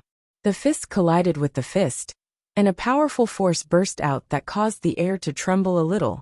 However, the power of Noah's annihilation strike was obviously stronger than Jalal's fist, which was strengthened by magic. When the 2 fists collided, a strong impact was transmitted to Jalal's arm, and then through Jalal's arm, it hit Jalal's body. Ku! After suffering such a heavy blow, Jalal let out a muffled groan from his throat. Golden light flickered on his body, and his light-like figure flashed away like a fish. Seeing this, Noah knew that he could not catch up with Jalal, even with the help of the death feather form, so he did not pursue. Instead, he took a step back, squinted his eyes, and fully activated his sensing ability to detect Jalal's position. Apart from Crush, do you still have that kind of magic hidden? Jalal's angry voice came from all around. Obviously, the previous blow had caused him some damage, which made him a little angry. But, even so, can you catch up with me? As soon as he finished his words, a meteor flew out in a spiral, and actually shot toward the sky. At this moment, a burst of majestic magic burst out from Jalal, who had turned into a meteor. Ding ding ding ding ding. Under Noah's gaze, a golden magic array suddenly appeared around Jalal, and arranged itself like the Big Dipper. It contained an extremely terrifying attack, and the air was whistling. Accept the punishment of the Big Dipper. While Jalal, who was floating in the air, let out a wild laugh. The 7 magic arrays in the sky that looked like the Big Dipper connected with each other, and the whole array burst out a dazzling light. Feeling that the magic arrays contained extraordinary power, Noah squinted his eyes, and the death feather on his back spewed out a large amount of black light, forming a pushing force that made Noah's body disappear in an instant. 7-star sword. Just as Noah's body disappeared, the light in the magic arrays in the sky exploded. Several resplendent rays of light descended from the sky, landing heavily on the hard rocky ground. Boom! Immediately, the ground that was struck by the resplendent light directly exploded with a deafening boom, stirring up a dense cloud of dust and shockwaves that blew in all directions. Oh, this level of attack can't catch up with your current speed? But my celestial magic is not only at this level. Jalal, who was floating in the sky, laughed loudly, and made a hand gesture. The magic arrays that looked like the Big Dipper flashed again. 7-star sword rain. The moment his words fell, the magic arrays in the sky immediately burst into a strong light, and the strong light turned into rays of light, like raindrops, and burst out from those magic arrays, bringing along a burst of sharp sonic booms, like a curtain of rain, shrouding the ground. Noah's eyes flickered as he looked at the rain of light enveloping him like a curtain of rain. The terrifying power contained in those rays of light. If hit directly, 1 or 2 would be fine. But if there were more, even with Noah's current strength, he would be injured. Undoubtedly, this Jalal's comprehensive strength was not above Noah's, and was even a bit weaker. But he was able to contend with Noah by relying on his meteor, which could display an extremely terrifying speed. Now, because Noah released the power of the magician, the threat brought by the meteor was neutralized by Noah. If this continued, Jalal would undoubtedly be defeated. However, under such circumstances, Jalal used the 7-star sword rain magic, and each of those attacks was roughly equivalent to the attack power of a meteorite, which was really extraordinary. His speed was broken, and Jalal used a powerful magic to make up for his lack of strength, so Noah couldn't do anything to him for a while. Celestial magic was indeed a very powerful magic. If he couldn't find a chance to kill in one blow, then Noah would really have to waste time with this Jalal. Propelled by the death feather, Noah's figure rapidly retreated, leaving behind a series of afterimages in the air above the rocky ground. Pa pa pa pa. However, as soon as the afterimages appeared, they would be enveloped by the 7-star sword rain that fell from the sky in the next moment and directly exploded. Pung pung pung pung. Under the attack of those meteorite-like attacks, the ground shook as if the sky was falling, and in the midst of the muffled explosions, one after another craters were blasted open, stirring up a lot of thick smoke and dust. Whoosh whoosh whoosh whoosh. Even under such circumstances, the resplendent curtain of rain continued to envelop them. Ha ha ha ha. Jalal's wild laughter kept echoing in the air. Therefore Jalal, who was laughing wildly, didn't notice that while Noah was rapidly dodging, the magic in his body was also crazily gathering, causing one of Noah's arms to flash with a brilliant light. Since Jalal had endless tricks up his sleeve, then what Noah needed to do was to strike a killing blow that Jalal couldn't resist no matter what he did, and break this stalemate that Jalal had dragged into a war of attrition. It was for this purpose that Noah chose to dodge and save up his strength. Jalal gave up on using meteor to deal with Noah, and instead gave Noah time to use a powerful magic. So while dodging the attack of the 7-star sword rain, Noah slowly stretched out his hand. On that arm, a burst of magic power surged, and a gorgeous light burst out. Inside, a delicate pattern gradually emerged. At the same time, Noah softly chanted, "Gather, guide the fairies' river of light." Suddenly, the sky was like a calm lake that had a big stone thrown into it, stirring up ripples that constantly spread out. Illuminate. For the sake of destroying the evil minions. Violent magic rose from Noah's body. Finally, Jalal, who had realized that something was wrong, suddenly changed his expression.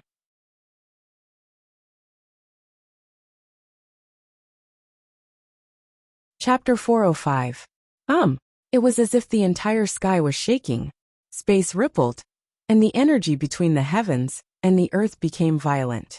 Under the gaze of Jalal, whose expression changed abruptly, the sky that seemed to be trembling darkened for an instant. Shortly after, bursts of starlight suddenly appeared out of thin air. Under the influence of the violent magic energy that rose from Noah's body, the starlight spiraled and gathered together under the influence of the violent magic energy that rose from Noah's body. Not long after, under the convergence of starlight and magic power, a huge, gorgeous halo appeared above Jalal's head. It was like a door to the starry sky, converging in the sky. From the huge halo, Jalal felt a terrifying power that made his heart explode with a sense of crisis. His expression suddenly became full of horror. At this moment, Jalal finally understood. It seemed that he had been a little too confident from the beginning to the end. The person who was fighting with him was definitely not a rabbit that Jalal could casually capture as a sacrifice. He was a lion that could bite back at him at any time. Before Noah came to the Paradise Tower, Jalal had always thought that Noah was relying on the Golden Wolf Bio, who was an external force, based on the information he got from Zeke. Even if Noah showed extraordinary strength after coming here, Jalal didn't think that he would lose to Noah. After all, even Noah had to admit that the powerful celestial magic made Jalal almost have no weaknesses. Whether in terms of strength or speed, he was not a match for any of the 10 great Saint Magus masters. But now, when this horrifying, gorgeous halo appeared, Jalal had to admit it no matter how much he didn't dare to believe it. If he wasn't careful, he might be defeated by this person. I'll admit it. You do have great power. Lowering his head, Jalal glared at Noah, who had his arms raised high, his entire body bursting with radiance like a river that soared into the sky, and yelled loudly, "But you, who don't understand the greatness of Jalal and the true freedom, can't win against me." While yelling, Jalal raised his hands up high and crossed his arms in the shape of an X. All of a sudden, streams of black gas emerged from all directions around Jalal. Like flowing black water, they slowly converged above Jalal's crossed arms and condensed. As the black gas flowed in from all directions, a dark sphere slowly appeared above Jalal's crossed arms, and with the addition of the surrounding black gas, it became bigger and bigger little by little. Inside the pitch-black sphere, a terrifying energy was spreading, and it was quickly becoming denser. Seeing this scene, apart from Jalal's character, Noah did have some admiration for Jalal. Even if his overall strength was weaker than Noah's by a few notches, Jalal's means were still very superb. If it was someone else, even if their strength was higher than Jalal's, if they didn't have the means to deal with Jalal's celestial magic that combined strength, speed, destructive power, and killing skills into one, then they would definitely lose. Unfortunately, Jalal's opponent was none other than Noah. Just as you never understand why others can't understand you, others will never understand why you are bound by the so-called freedom and paradise you speak of. So I'll return this sentence to you, Jalal. Bathed in the river of light, Noah's voice reverberated. You can't win against me. It's time to end this. Hearing this, Jalal revealed a hideous smile. Then let's see who will have the last laugh. As soon as Jalal's voice fell, the dark sphere above his crossed arms seemed to have come to life. Like a heart, it began to beat, and the dark light on the whole sphere suddenly became brighter. The rich black light wriggled and jumped along with the dark sphere. After a while, the dark sphere suspended above Jalal's crossed arms had condensed to the size of a person. An eerie mist continuously rose from the pitch-black sphere. It was clearly formed from magic power, but the pitch-black sphere looked even more real than it actually was. As if trying to suppress the filthy black light rising from the dark sphere, the magic rising from Noah's body turned into a river of light and poured into the huge brilliant halo in the sky, causing the brilliant halo to tremble and burst into a dazzling brilliance. Immediately, the dazzling halo suddenly fell and turned into a stream of light at an extremely terrifying speed. It broke through the air and fell around Jalal in an instant, surrounding him in the middle. Dark paradise. Jalal's expression changed, and he also made a move. He crossed his arms and swung them down forcefully, and the solid black sphere suddenly fell down, wrapping Jalal in it. At the same time, Noah extended his arm, which was glittering with dazzling radiance and intricate patterns, toward Jalal, and clenched his hand down heavily. Fairy glitter.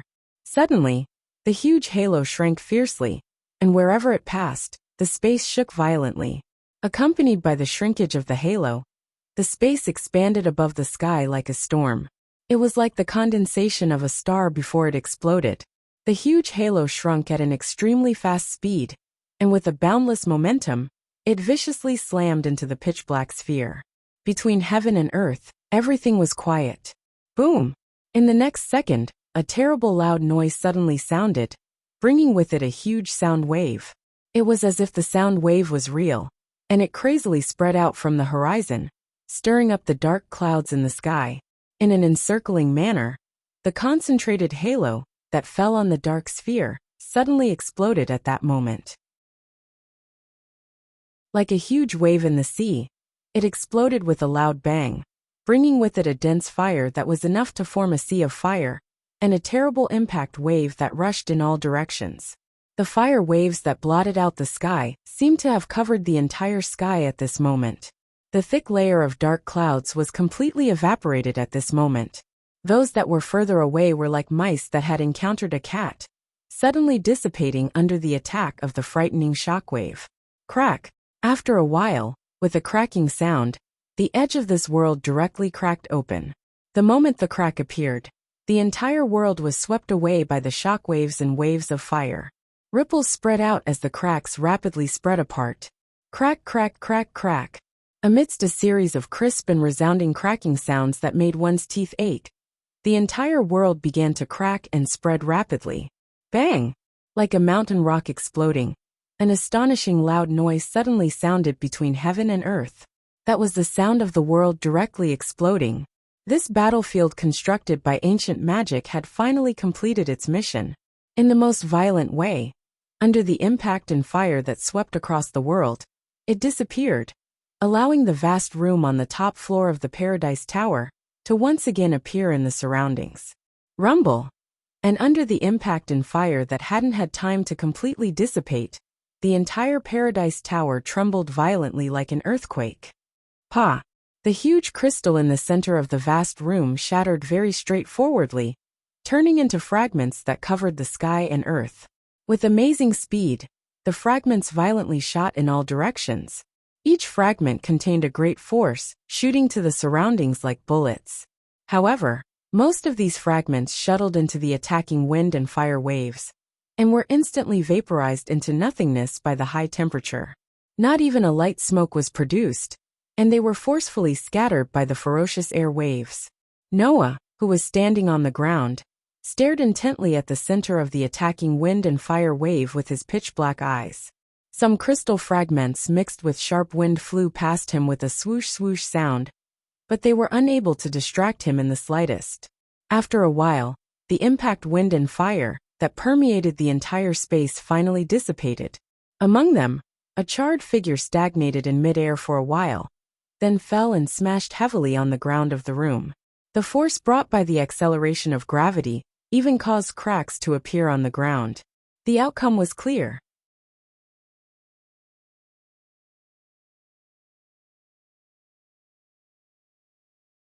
Chapter 406. When Noah, Zio, Simon, Wooly, and Miliana parted ways and headed to the top floor of the Paradise Tower to look for Jalal, they were actually attacked by the soldiers in the entire Paradise Tower. That was to be expected. Jalal had installed magic crystals in the entire Paradise Tower for surveillance. Although he couldn't say that he could clearly see every move of everyone in the Paradise Tower, he could at least know where they were. Jalal judged that with his current strength, he would not be able to deal with Noah's golden wolf, Bio, who was able to kill Joseph before summoning his thought clone. Jalal had yet to summon back his thought clone. Therefore, in order to buy time to construct a battlefield and restrict Noah's golden wolf Bio's ancient magic, Jalal had to restrain Noah. After all, to be able to construct another space and set rules that were beneficial to oneself in advance, ancient magic wasn't something that could be used at will. It required a lot of time to prepare and carve a magic array that could construct a battlefield. Therefore, Jalal got the soldiers in the Paradise Tower to arrest Noah. Naturally, there was no way to really arrest Noah in that way. However, Jalal's goal was only to buy time. So as long as he could buy time, it would be enough. In order to repel all the attacking soldiers and find Jalal, Noah was delayed quite a bit, allowing Jalal to successfully complete the carving of the ancient magic array. And while Noah was dealing with the attacking soldiers in the Paradise Tower, Zio, Wooly, and Miliana, led by Simon, arrived at Fairy Tale. At this time, the construction of the fairy tale was nearing completion with the help of various magic tools and the magic that the guild members were able to provide. Outside the fairy tale, Simon and the other three looked at the signboard that was hung high above the main door, and their hearts were more or less filled with emotions. Is this a proper guild? Wooly's eyes, which were like ornaments on his square face, widened. What a luxurious guild. Because of the expansion, Fairy Tale now looked like a huge castle. Looking at the huge castle in front of him, it was natural that Wooly, who had been living in the Tower of Paradise for the past 8 years, would be so excited. Zio was also excited.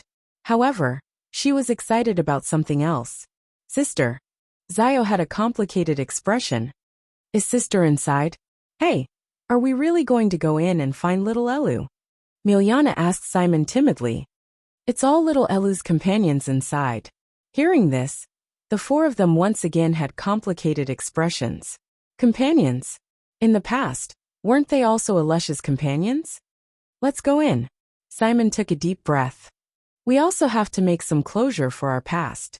Zio, Wooly, and Miliana exchanged looks, mustered their courage and nodded, pushed the door that looked like a city's gate, and the four of them walked into the Paradise Tower. First, the four of them saw a place that looked like a commercial street. After passing through the place that looked like a commercial street, the four of them came to the interior of the guild with the door wide open. They went straight inside and came to the guild hall that looked more like an auditorium than a bar. There were tables and chairs lined up. Rebbe, who was sitting on a chair and chatting with Lucy, noticed Simon and the others and asked in confusion, "Who are those people?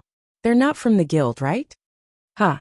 Lucy just noticed and made a sound of surprise. "It's true. What's the matter?" Naz, who suddenly stood on the table, said with some excitement. Are they here to mess things up? They don't look like it. Gray also looked over, and his hands began to unconsciously pull at his clothes. However, they do have a feeling of magic on them. They should be sorcerers. Be careful. Alusha. Hubby flew to Alusha, who was engrossed in eating cake, and pointed in the direction of the door with some mischievous intentions. Someone is here to mess things up. Mess things up. Alusha turned her head in confusion when she saw Zio, Simon, Willie, and Miliana looking around in the direction of the door. Her eyes trembled and her pretty face changed drastically. She was stunned. Welcome to Fairy Tale. Just as the people in the guild were whispering and Alusha was stunned, the signboard girls, Mira and Lisanna, came in front of the four of them. Excuse me, is there anything I can help you with? Mira greeted the four of them with a gentle smile. Do you have any requests for us? If that's the case, you can discuss it with us. Lisanna also greeted them with a polite smile. The president is not here now. If you want to ask Fairy Tale sorcerers for help, you can discuss it with us directly. We are not here to make a request. Simon stepped forward and spoke on behalf of the four of them. We are here to look for someone. Look for someone. Lisanna was stunned. Sister. Zio couldn't help but stand up. It's Alusha. Is she here? Are you here to look for Alusha? Mira was a little surprised and looked in the direction of Alusha. Following Myra's gaze, Simon and the others also turned their gazes and saw Alusha standing there in a daze. Although it had been 8 years, Zio, Simon, Willie, and Miliana all recognized each other at once, just like Alusha. Alusha. Simon, who had always been very calm, showed a rare trace of excitement. Alusha. Willie didn't know whether to breathe a sigh of relief or a sigh. Little Elu. Miliana called out. Sister. Zio was the only one who stood there in a daze, not knowing how to react. What's wrong? Gray frowned and looked at Alusha. Do you know each other? Zio. Simon. Willie. Miliana. Alusha didn't answer Gray's question. Instead, her face was filled with a complicated expression, and even a trace of fear appeared in her eyes. You. Why are you? Simon suppressed the excitement in his heart and regained his composure. He said to Alusha in a deep voice, Let's talk about reunion later. Alusha, we're here to tell you that your companion has broken into the Tower of Paradise and is planning to fight Jalal head-on. What? What did you say? Alyssa finally stood up in shock and shouted anxiously, ignoring the fact that Simon's group of 4 had come here and making a living out of her various emotions. My companion? Who is it? We don't know his name either. Simon shook his head. All these years, I've been collecting all kinds of information about Fairy Tale, but there's no mention of him. We only know that there's a pure white emblem on the back of his right hand. That's the emblem of your guild. The emblem is on the back of his right hand? Or is it pure white? Lisanna interjected. Could it be Big Brother Noah? Noah? Alusha was completely confused. Why would Noah know about the Tower of Paradise? Why would Noah go to the Tower of Paradise? Why would Noah have a conflict with Jalal? Although I don't know why he broke into the Tower of Paradise, he went looking for Jalal because of you, little Elu, Miriana said to Alusha. We told him about what happened in the past, and how you betrayed us, and escaped from the tower alone. But he didn't believe us, so he went looking for Jalal. Sister. Zio finally stood up and shouted with a face full of excitement. You really didn't betray us. Zio. Alusha lowered her head in pain. I think it's better to talk about it later. Willie nodded. If we don't go to the Tower of Paradise now, that Noah guy might be killed by Jalal. Alusha raised her head abruptly, her original timidity and hesitation all gone, replaced by her usual sternness. I will never allow such a thing to happen.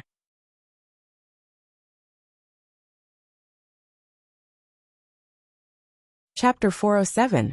The dazzling magic power that rose like a river of light gradually began to dim, and Noah's figure was once again exposed to the air. Phew!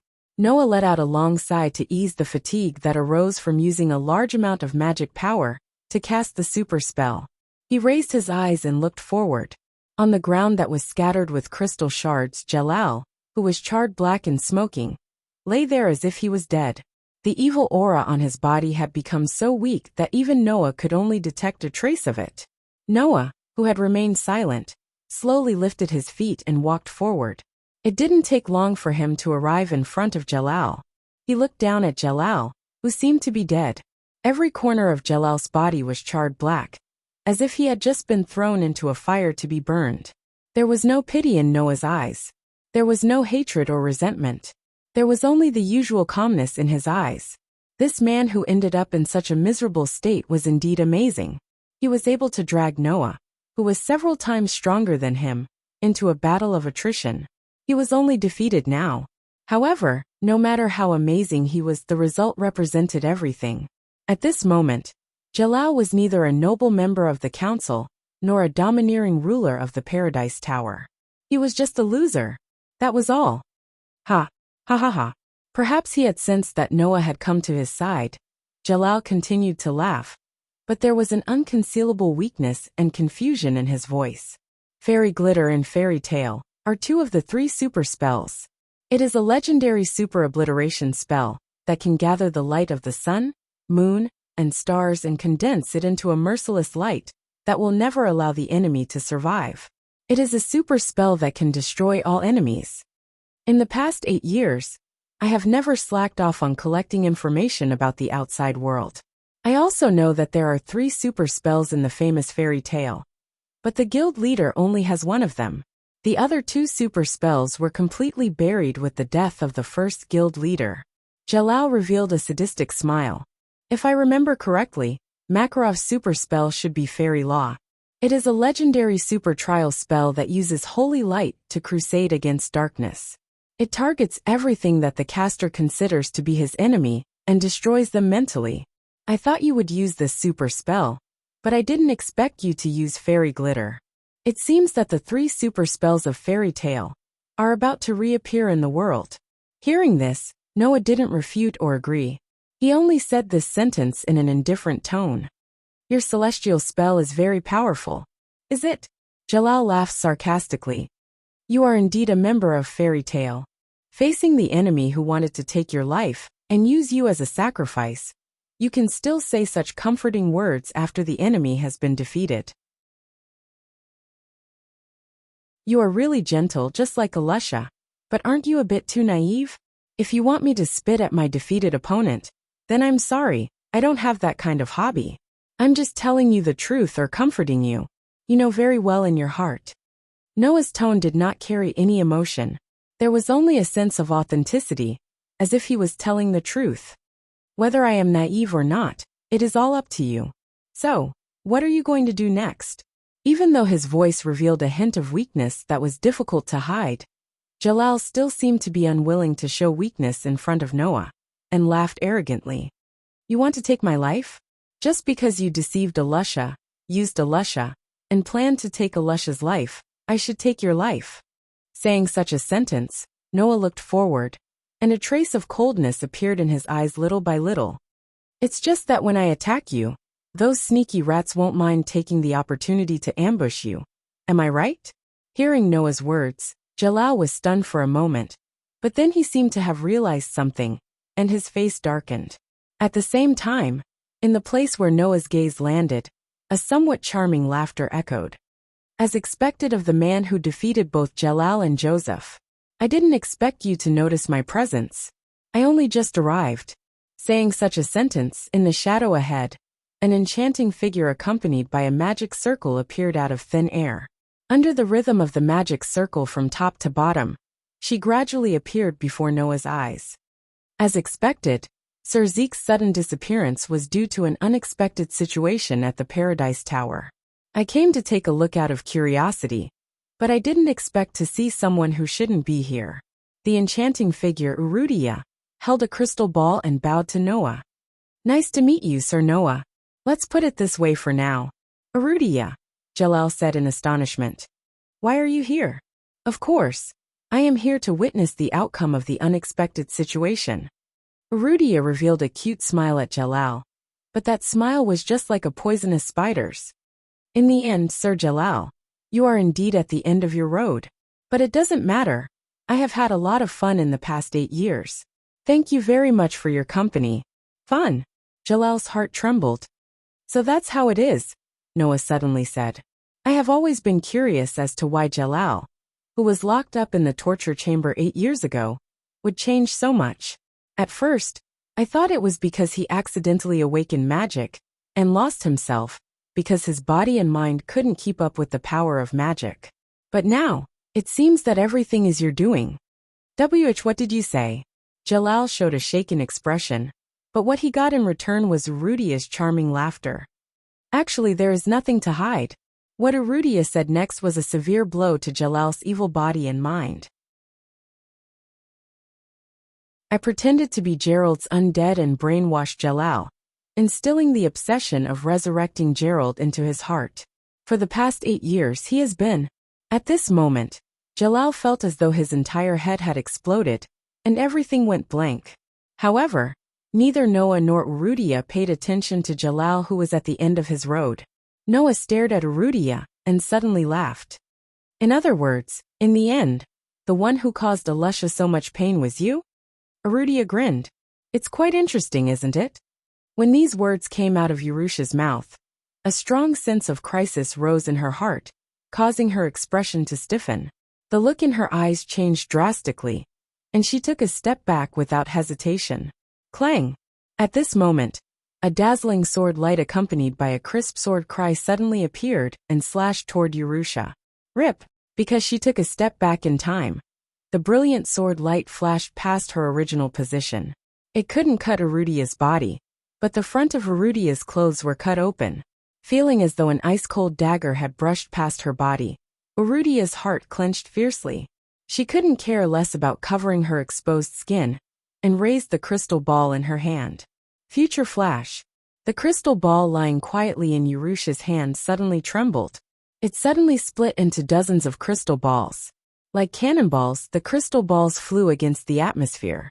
Amidst the piercing sound of air breaking, the crystal balls ruthlessly shot in front of Urusha. Buzz! However, at the same time, an intricate magic array rotated in front of the crystal balls, suddenly releasing a burst of strong light. An extremely dazzling beam of light burst out from it, enveloping the dozens of crystal balls that were flying over. Bang! All the crystal balls exploded under the attack of the laser beam. Then, the beam of light rushed toward Rudia without slowing down. Rudia's expression changed greatly. In the next moment, Rudia's figure was completely engulfed by the beam of light. Boom! A loud sound resounded through the Paradise Tower.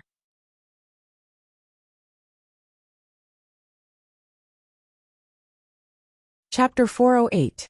Boom! Amidst an astonishing loud noise, a bright beam of light blasted through the wall of the Paradise Tower and shot out from the inside. It was exposed to the sunlight and swept into the sky without slowing down, disappearing into the sky. Whoosh! In the spacious room on the top floor of the Paradise Tower, thick smoke, fire and strong wind were fluctuating in all directions like a typhoon. In the sharp sound of the wind, it blew to every corner. Bang! Jalal, who had collapsed on the ground, was unsurprisingly blown away and hit hard against a wall. Jalal, who had used up all of his mana and was unable to move due to the wounds all over his body, could only endure the excruciating pain of crashing into the wall. He let out a pained groan before softly sliding down to the ground. However, the pain from his body couldn't erase the impact on Jalal's heart at all. Under such circumstances, Jalal struggled to raise his head and looked at Noah, who was levitating in the air with the help of Feather of Death. There was a magic circle full of phosphorescent light rotating in front of Noah. Noah was holding a Black Knight's sword in his hand, and Jalal couldn't help but laugh bitterly. That sword, I've never seen it before. At this moment, Jalal finally understood. In the previous battle, Noah was still holding back and not using any of his techniques. Jalal sensed an extraordinary aura from the Dark Knight's sword, which was engraved with mysterious runes on its body. Obviously, that sword was as extraordinary as it looked. In the previous battle, if Noah had used this sword, Jalal would have been defeated even faster.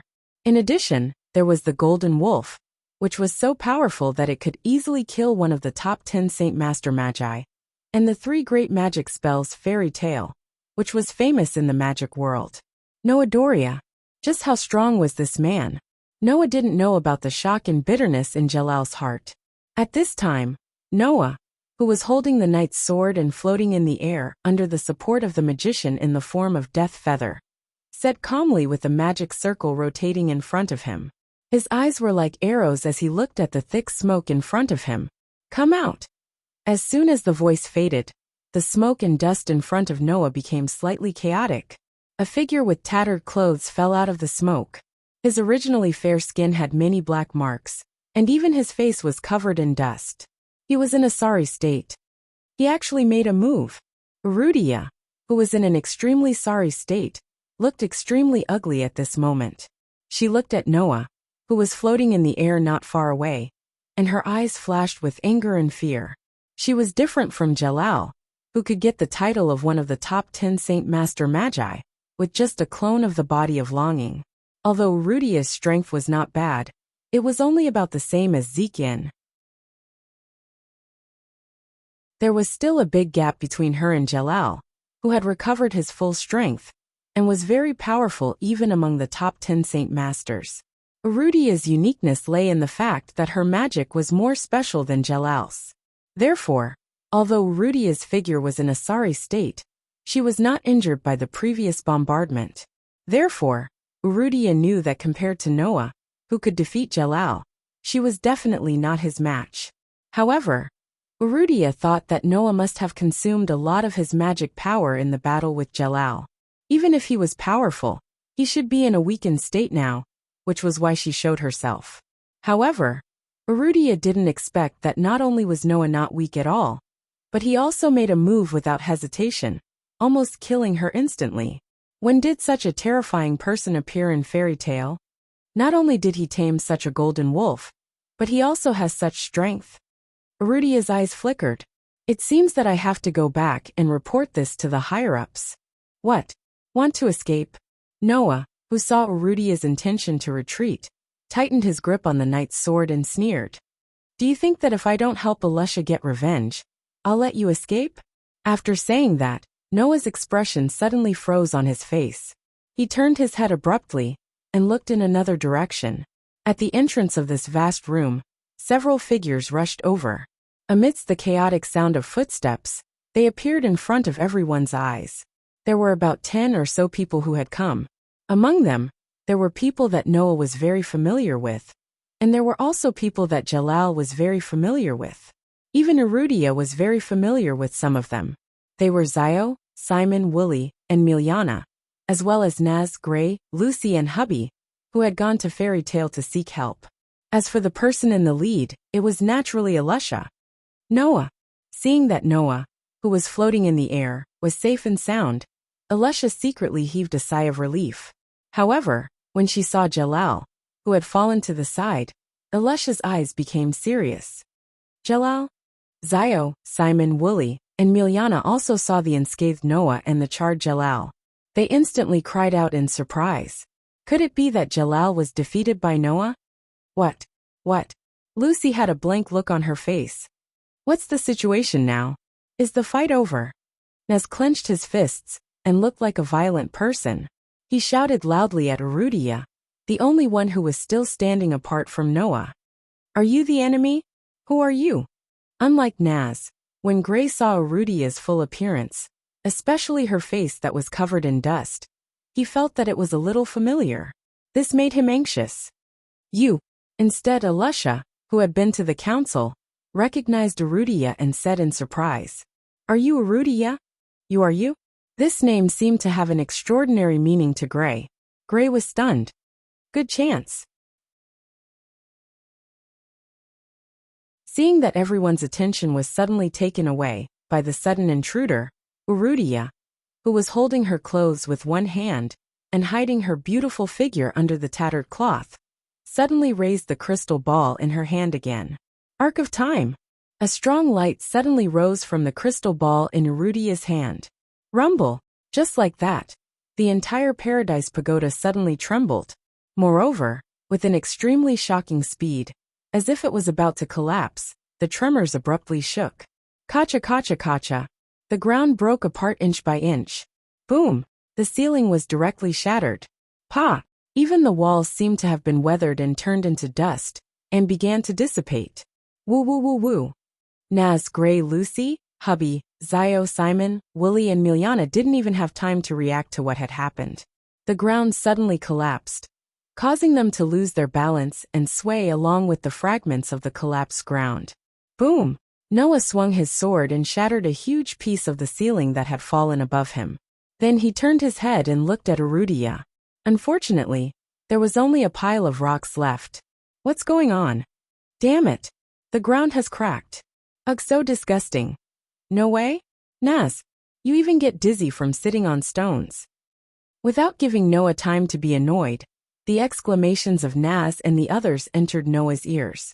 Noah reacted, turned around, and flew toward Naz and the others. Noah! Alusha, who was also sitting on a piece of cracked ground, first shouted in Noah's direction. Then, she remembered something, and quickly turned her gaze to Jalal's direction. The tower that took 8 years to build has collapsed just like that? Jalal, who was lying on the ground, looked up with his unfocused eyes. He watched as the top of the tower cracked and shattered bit by bit, and laughed self-deprecatingly. Fine. Let this pointless tower that I spent 8 years building become my grave. Ha ha ha ha. Amidst the wild laughter, Alusha watched as Jalal was buried by the falling stones, and didn't speak for a long time.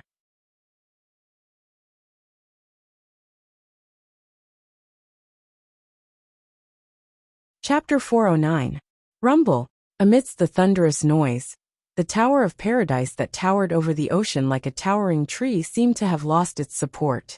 While stirring up smoke and dust that soared into the sky, it slowly shattered and collapsed. Crash! Pieces of huge stones that were originally used to form the Tower of Paradise fell into the sea, stirring up bursts of waves. The huge Tower of Paradise slowly sank into the sea like a dragon palace that had sunk to the bottom of the sea. After an unknown amount of time, the Tower of Paradise finally ushered in the fate of completely disappearing. It sank to the bottom of the sea amidst the tumbling waves. Fortunately, in the process of Noah heading to Jalal's location, the soldiers who were supposed to be in the Tower of Paradise were all defeated by Noah. They fled in the remaining ships in a sorry state. Otherwise, if the Tower of Paradise sank, who knew how many casualties it would cause? Not far from the Paradise Tower, a ship made of steel floated on the sea surface.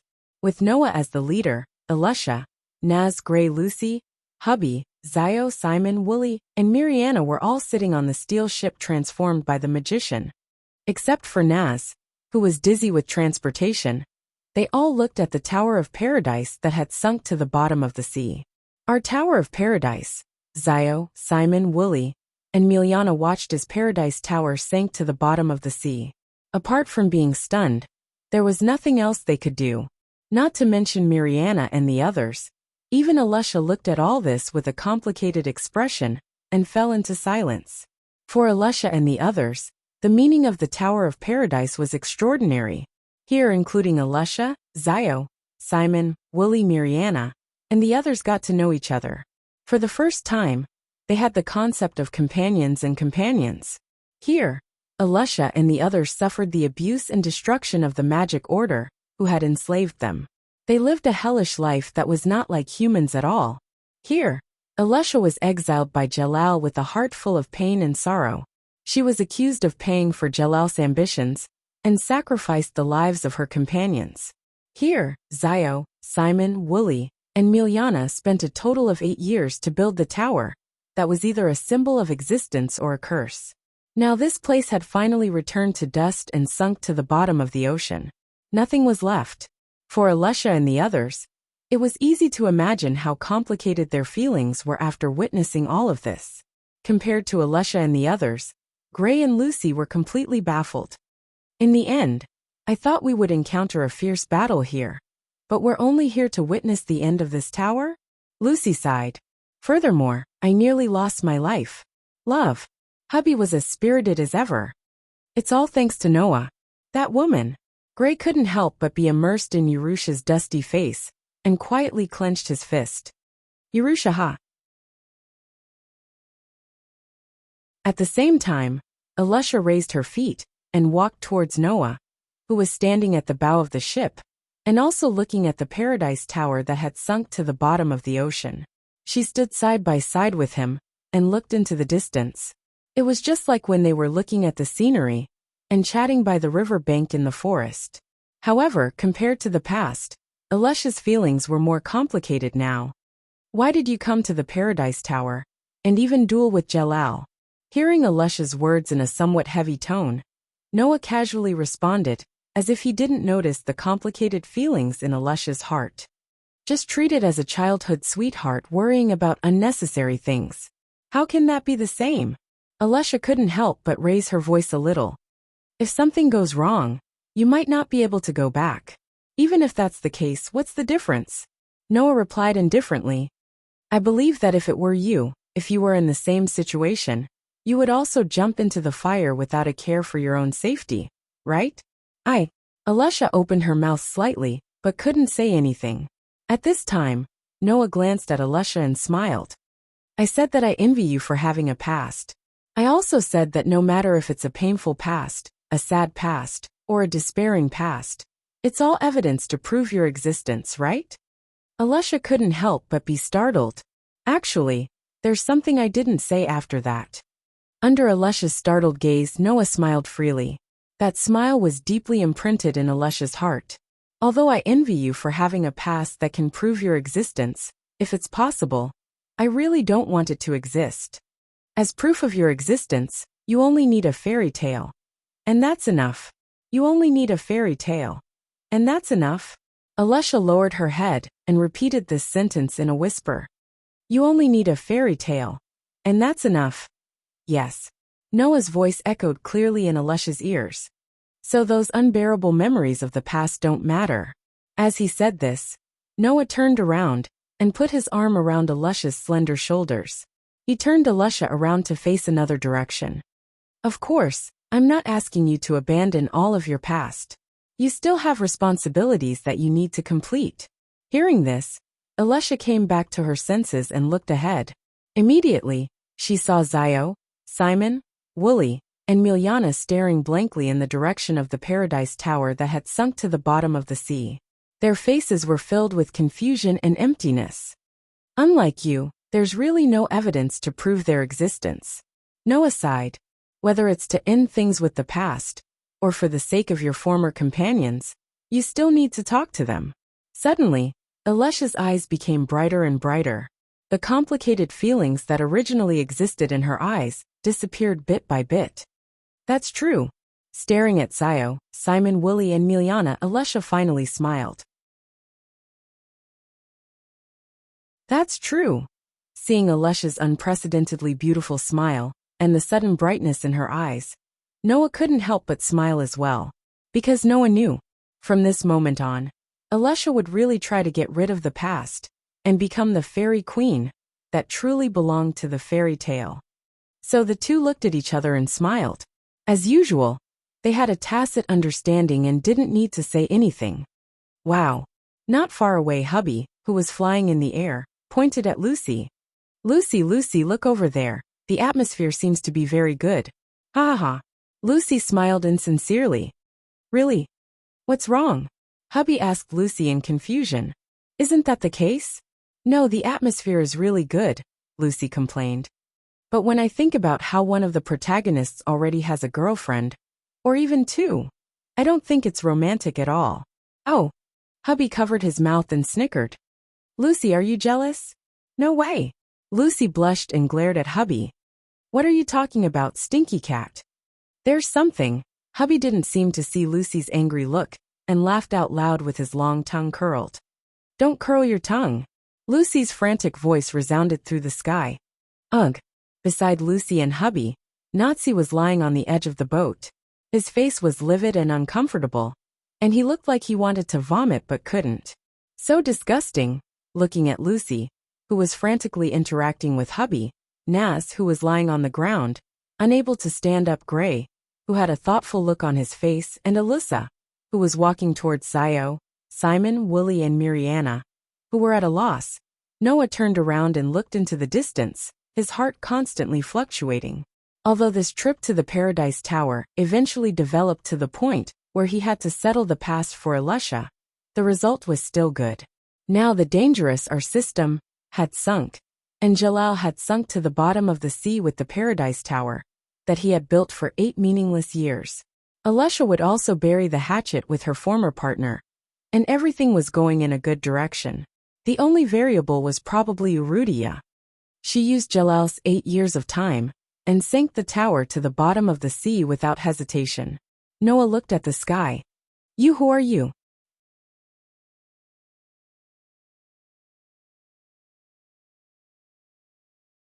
Chapter 410. Just like that, 3 days passed quietly. During these 3 days, Noah and company stayed in a city by the sea. During this time, Alusha had a long conversation with Zayo, Simon, Willie, and Miliana.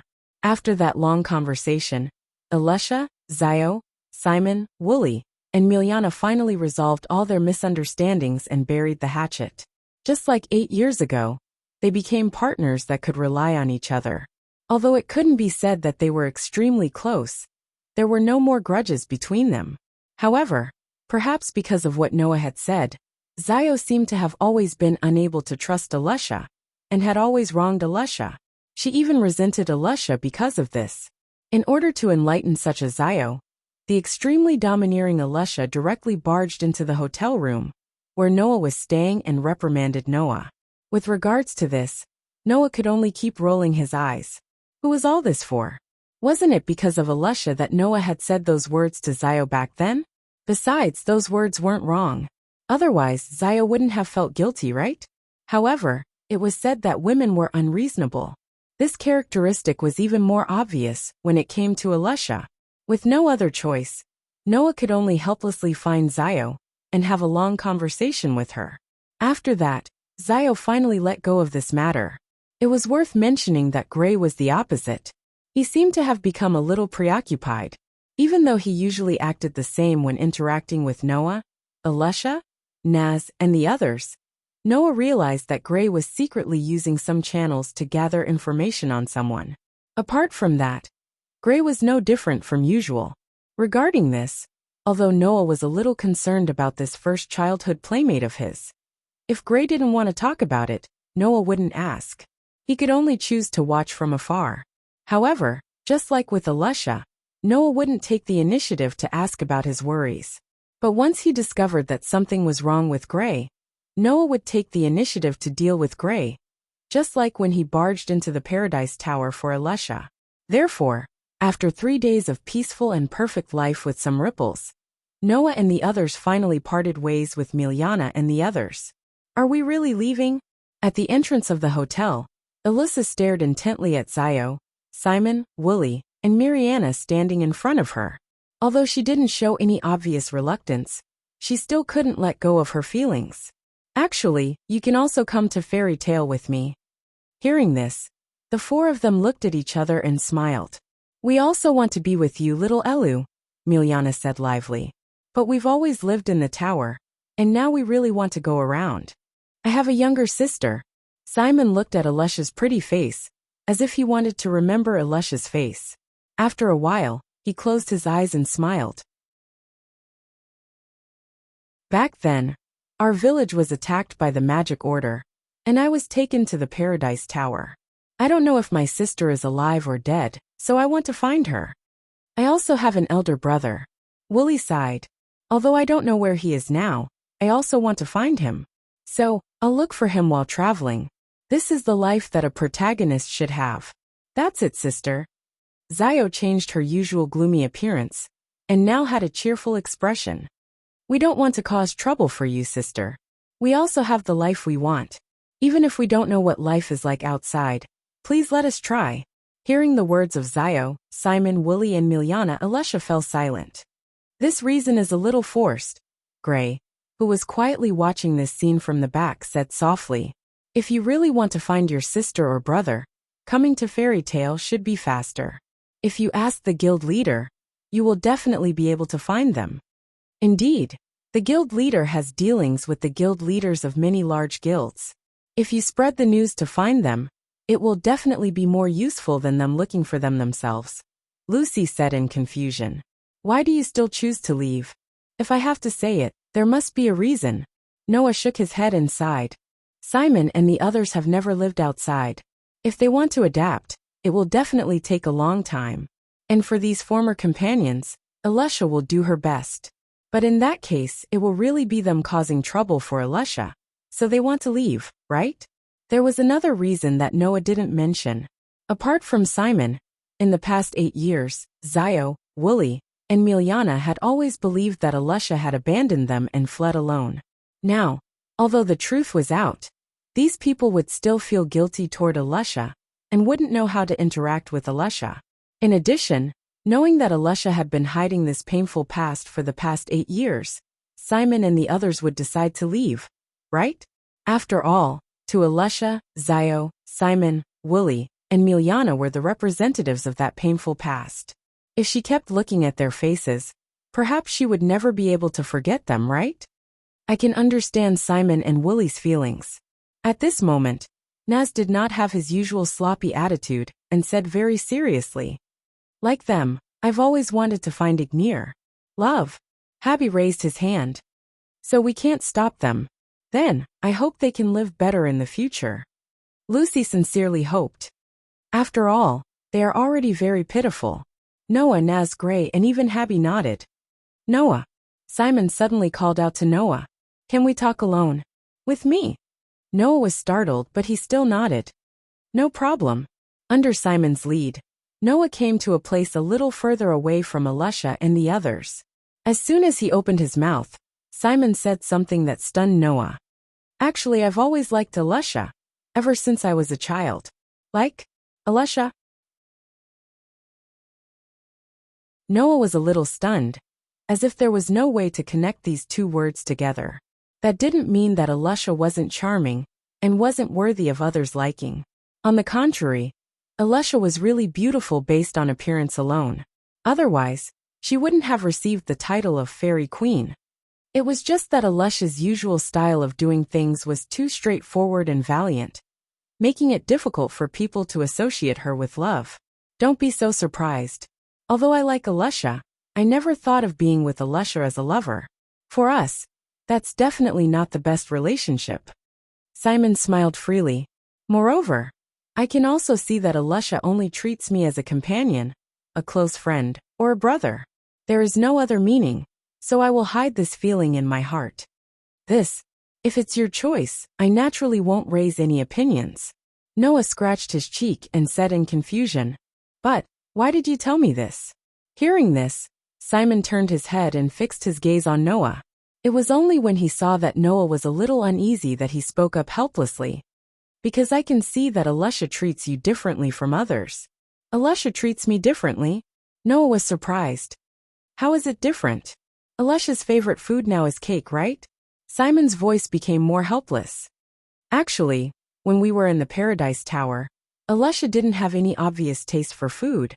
But I heard from Gray that when Elisha joined Fairy Tale, you gave her a cake. Since then Elisha likes to eat cake. Noah laughed dryly. That doesn't mean anything, right? Elisha is very bad at expressing her feelings. It can't be helped. I can see her clumsiness better than you. Simon patted Noah's shoulder. So in the future I'll leave Elisha in your hands. Hearing Simon's words, Noah was speechless. If I told him that I already have 2 women who are destined to be together for life, would he still say the same thing to me? I'm afraid that at that time, he would have the heart to kill me, right?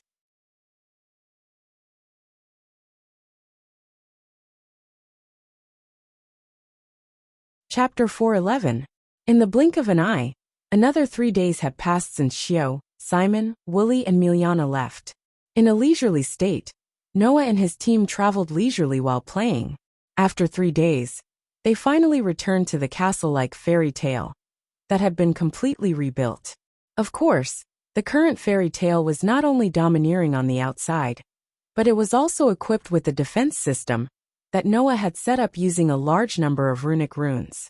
Moreover, the most central part of the fairy tale was equipped with a magic crystal that was larger than a person. As long as the magic crystal was continuously supplied with mana, The defense system formed by the runic runes engraved on the fairy tale would remain active and protect the fairy tale from being invaded. As soon as they returned to the fairy tale, Noah and his party were called over by Makarov. The council has been dissolved. After hearing the important news that Makarov revealed, Noah, Alusha, Naz, Gray, Lucy, and even Habe were all shocked. There's nothing strange about this, Makarov said solemnly with his arms crossed. This time, not only did spies like Cochrane and Arudia infiltrate the council, but because of Arudia, the entire council system was disintegrated and can no longer operate. All the council members have stepped down without exception. Now the higher-ups seem to be debating about this matter. It is said that a new council will be formed soon for the sake of peace, security, and order in the magic world.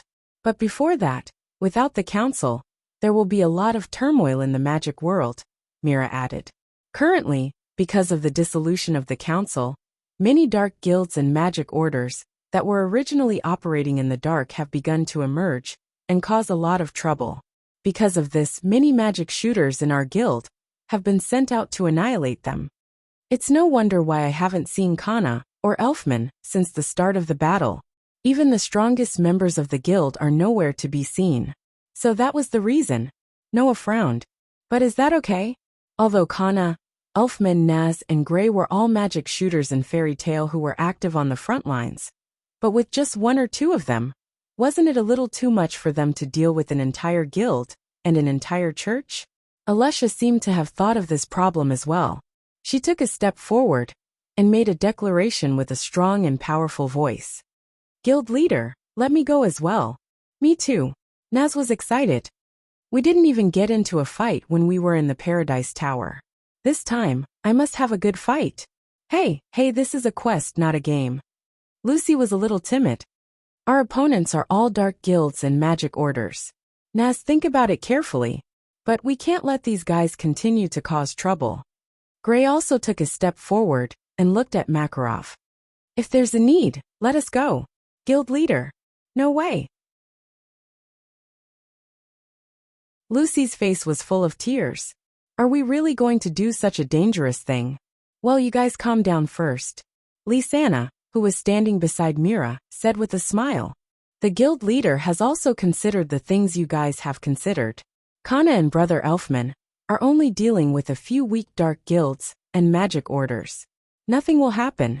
You guys can rest assured. After all, the council has just been disbanded not long ago. Those truly powerful dark guilds and magic orders are still observing. Only those weak dark guilds and magic orders will not be able to hold themselves back and take action. Mira also gently advised. So, right now we only need high mages like Kana and Elfman to take action.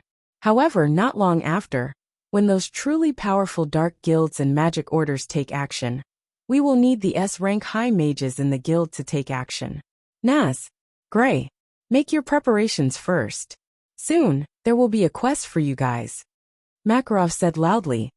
Lucy, your strength is still insufficient. So, you should wait for orders first. Yes. Lucy couldn't help but heave a sigh of relief. Yes. Naz and Gray also responded in various ways. As for Noah and Alusha, you guys should also wait for orders temporarily. Makarov turned his gaze to Noah and Alusha. When the situation worsens to the point where we need S-rank high mages to take action, it will be time for you guys to take action. Understood, guild leader? Alusha nodded in response. S-rank high mages? Noah couldn't help but glance at Mira and quietly held her hand. Don't tell me you will also need to take action when the time comes? Not for the time being. After all, I am no longer working as a high mage. Mira had a sweet smile on her face as she held Noah's hand and replied. But if there is a need for manpower, I will also take action. Mira might also take action. Gray raised his eyebrows. It has been a long time since we last met. Mira Ginny of the Demon. Let us see how much your strength has improved in these 2 years. I am burning up. Naz was so excited that he was spitting fire. What? Miss Mira is also going to take action?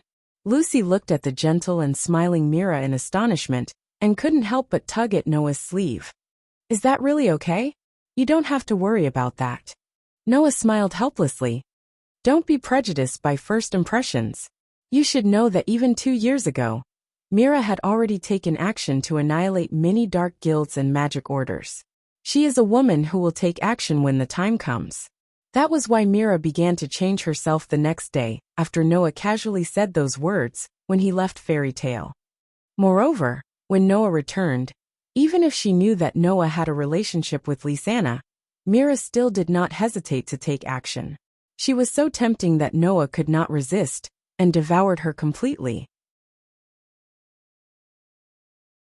In this regard, Noah could only say that even if she really showed her gentleness, the valiance in the depths of Myra's heart still existed. However, I really didn't expect that Zeke Klein was actually just Jelal's body of remembrance. A body of remembrance that only inherited half of his mana, was able to obtain the title of one of the 10 saints. That Jelal really isn't simple. At this point, Makarov looked at Noah with gratification. To be able to defeat Jelal, your growth is greater than I imagined. Perhaps you already have the strength to contend with Gildas. Hearing that, Elisha and the others turned their gazes to Noah. Looking at Noah's face that was more mature than before, their hearts were abnormally excited. Back then, the child who couldn't even learn magic, and could only tremble in fear, and train his mana control, had finally grown to the level of the strongest archmage in Fairy Tale. Time really passed by very quickly. Even Mira and Lysana exchanged glances and smiled at each other, faintly feeling somewhat proud of themselves. For Mira and Lysana, praising Noah was even more delightful than praising themselves. Gildas, huh? Noah stretched out his hand and looked at it. After a while, he suddenly smiled, letting his palm blossom with a brilliant white light. That was the sign of shattering magic. Then, Noah tightly clenched his hand that was blossoming with brilliant white light, a look of confidence in his eyes. In order to thank him for teaching me this spell, when he returns, I'll let him see my growth. Hearing the confidence in Noah's words and feeling the powerful mana emanating from Noah's clenched hand, the surrounding companions felt their emotions being stirred up, their blood boiling.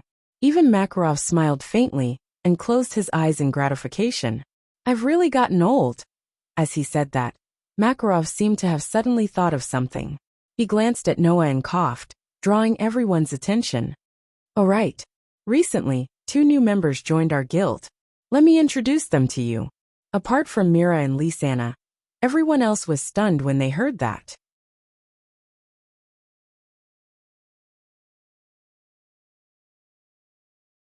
Chapter 412. Although it could not be said that there were new members joining Fairy Tale every day, there would usually be new members every once in a while. For example, Lucy. It seemed that Naz had met her outside by chance and brought her back. From then on, she had joined the Fairy Tale. Generally speaking, when there were new members joining, other than Mira and Lysana, who were responsible for branding the guild's emblem, everyone else would slowly become familiar with them, and would never have the habit of introducing them. However, looking at Makarov's serious attitude, it seemed that the new member joining this time was not an ordinary new member. Obviously, the other party's background was definitely not simple. Who could it be? Driven by such thoughts, everyone, including Noah, became curious. However, in the next second, Noah's eyes narrowed and he frowned. He slowly turned his head and looked behind him. Following Noah's gaze, Elisha, Naz, Gray, Lucy, and the others looked behind him. When they saw the scene in front of them, they were all stunned on the spot. They saw that under Makarov's instructions, 2 figures got up from the table at the side and walked in front of everyone. They were a man and a woman who were about the same age as Noah and the others. Among them, the man had long black hair that was slightly curled up like spikes. His ears, eyes, and nose were pierced with some iron nails. He wore a suit full of metallic quality, and on his left shoulder was a guild emblem with the words Fairy Tale. The woman had short hair that did not reach her shoulders. Her eyes were blue, and she was also wearing a blue and white princess dress and rain boots. She even had a hat on her head. She looked quite cute. At this moment, the man and woman had different expressions. The man who looked like a bad girl was staring at Noah. His gaze was very sharp, and there were fluctuations in his emotions, but more importantly, there was a serious expression. The woman, on the other hand, was the complete opposite. Not only did she look a little timid, she also looked at Noah with a frightened expression. It was as if she had encountered a terrifying monster. It even made people feel that she had a psychological shadow. Who? Naz, Gray, Lucy, and the others who had not seen this man and woman before were a little confused. Only Alusha frowned. She felt that this man and woman looked familiar, as if she had heard of them before. This was only natural. After all, as the man who was known as the strongest sorcerer in Phantom Lord, and the woman who was once one of the 4 elements in Phantom Lord, this man and woman were quite famous. Because of Noah, the people here had never personally met this man and woman. However, Alusha, who often wandered outside, had more or less heard the people outside discussing the appearance of this man and woman. It wasn't strange that she found them familiar. Only Noah's eyes gradually turned cold as he looked at the man who was staring at him, and the woman who was looking at him in fear. So it's you, Phantoms Gadjaloo and Jubian. What? Lucy couldn't help but cover her mouth as she looked at Gadjaloo and Jubian in disbelief. They're Phantoms people? You dash. Gray also opened his eyes wide. He suddenly stepped forward, tensed up, and even clenched his fists. Are you the ones who destroyed our guild? Iron Destruction Dragon Sorcerer Gadjaloo, and 4 Elements Jubian. Alusha finally remembered the identity of these 2 people, and her pretty face sank. The so-called newcomers, are you referring to you? Bastard. Naz's veins even popped out on his forehead as he roared at Makarov. They want to join our guild. Don't joke around. All of a sudden, the atmosphere of the entire scene became heavy. Ma. Lisanna quickly came out to smooth things over. Everyone calm down first. Calm down, okay? Mira also reached out and pulled Noah, shaking her head at Noah. Needless to say, what she meant was obvious. This made Noah look at Mira and Lisanna with some surprise. Mira and Lisanna don't have any objections? Mira didn't know if she saw through Noah's thoughts, but she spoke softly. This is the president's idea. Brother Noah. Lisanna also spoke. Let's hear what the president has to say first. You don't have to have such a big reaction. I chose to come to Fairy Tale myself. Gadjaloo sneered, but there was no smile in his eyes as he still stared at Noah. He even reached out and touched his chest. You gave me such a big gift, and then disappeared. Aren't you too unreasonable? Hearing this, Noah raised his eyebrows. In other words, Gadjaloo was planning to seek revenge? That. Jalibian came with Mr. Gadjaloo. Jalibian glanced at Noah with fear and said uneasily, Our guild has been disbanded, and we have nowhere to go. This sentence made the anger in the hearts of Alusha, Naz, Gray, Lucy, and the others dissipate a lot. Now that the council had been disbanded, the outside world was in turmoil. Many guilds and even cities couldn't take care of themselves.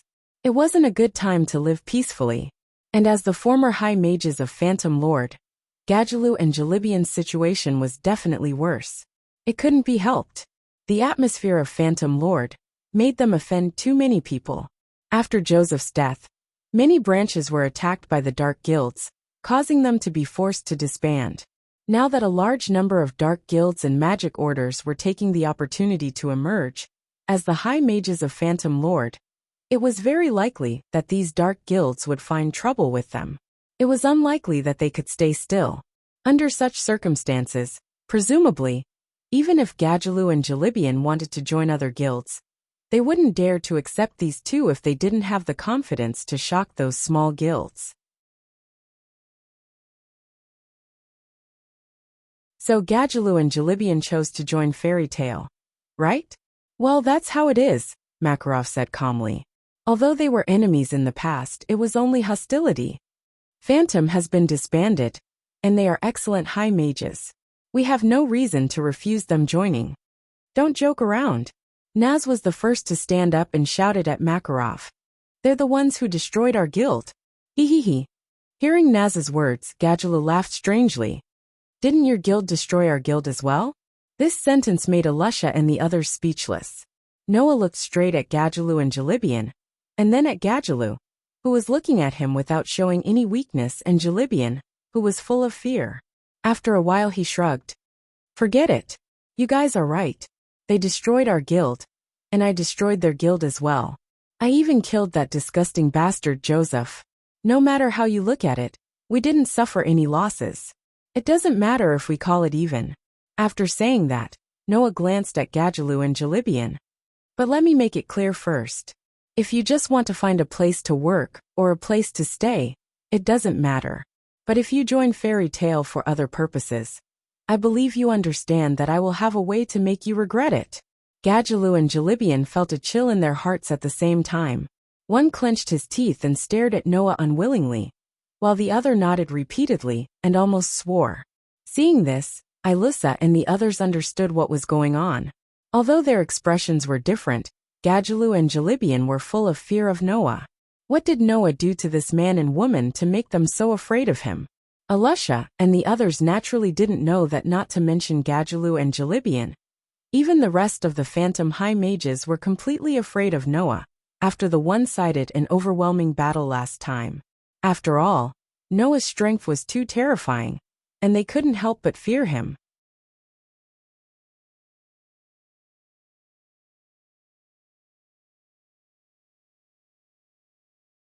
Chapter 413. This was a room on the top floor of Fairy Tale. The size of the room wasn't very large, only about the size of a normal family's room. The furniture inside was unusually neat. Not only was there a wardrobe, a hanger, a desk, and a bed, there was even a small square table on the floor. The surroundings were paved with white stone tiles, and the lighting was excellent. There was also a glass door leading to the outside, and outside was a small balcony. Under Lisana's lead, Noah came to the room.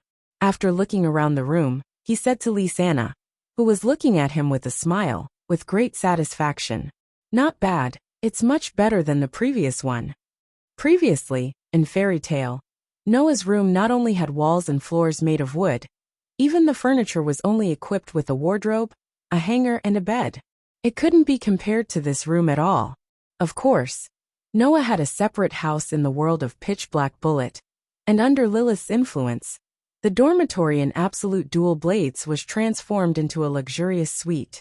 Even in the world of Night of the Magi, he lived in a mansion. Compared to those, this room naturally couldn't be compared. However, as a residence that he didn't know if he could live in for long periods of time, Noah was already very satisfied to have this kind of scale. Compared to Noah, Lisana felt that it wasn't enough. "Is this really okay?" Lisana said with some regret. "It's rare for the guild to be rebuilt, Brother Noah. Actually, you can also ask for a bigger room. The guild leader definitely won't reject your request." "What do I need such a big room for?" Noah came in front of Lisana and pinched her cute little nose. "As long as it's comfortable. Don't pinch, what if you break it?" Lisana first rebuked Noah's hand, then angrily glared at Noah. "It's good to decorate it a bit more luxuriously. Wouldn't that make it more comfortable?" Hearing this, Noah bitterly smiled. Looking at the rebuking Lisana, he felt more or less complicated.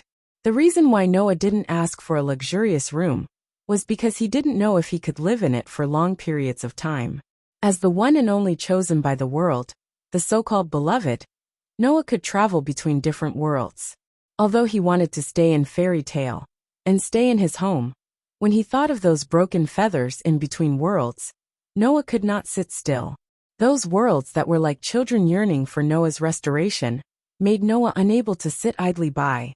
Therefore, Noah might not be able to stay in this world for a long time. Soon, he would have to go out and travel to various worlds again.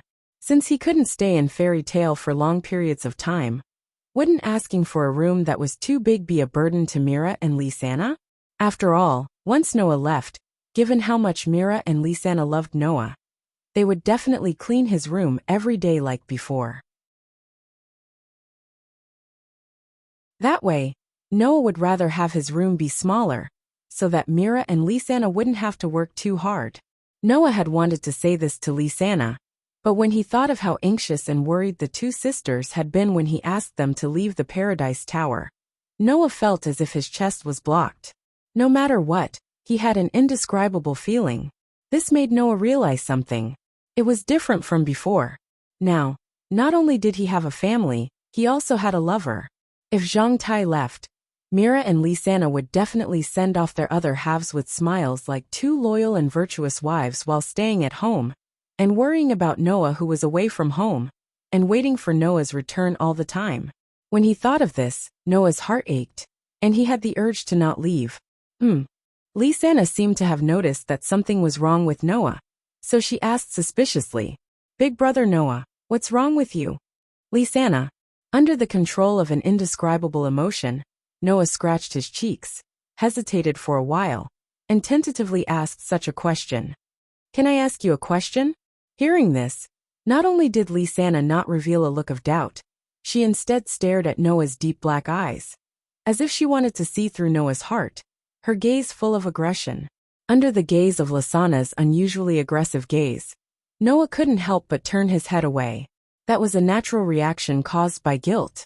Seeing Noah's appearance, Lisanna suddenly smiled, and her smile was exceptionally gentle like Myra's. "Let me guess what Big Brother Noah wants to ask." Saying such a sentence, Lisanna playfully smiled. "Big Brother Noah must want to ask me, if you need to leave for a period of time like before, what will Sister Mira and I think, right?" Noah couldn't help but be stunned. "You know, I don't dare to say that I can definitely guess what you are thinking, but I am definitely the most likely person to guess it among all the people you know." Lisanna put her hands behind her back, bent forward, and met Noah's gaze, her eyes as gentle as water. "Don't underestimate me and Sister Mira. We are the people closest to you in this world. The people closest to me in this world." Noah was slightly stunned. "Isn't that the case?" Lisanna met Noah's gaze with a blissful smile. "After all, Big Sister Mira and I have slept on the same bed and pillow with you before. This is the so-called people who share a pillow. As pillow companions, how can I not notice that the person closest to me on the other side has something on his mind?" Lisanna revealed a sly look. "That's why, no matter how well someone conceals it, they will eventually be discovered.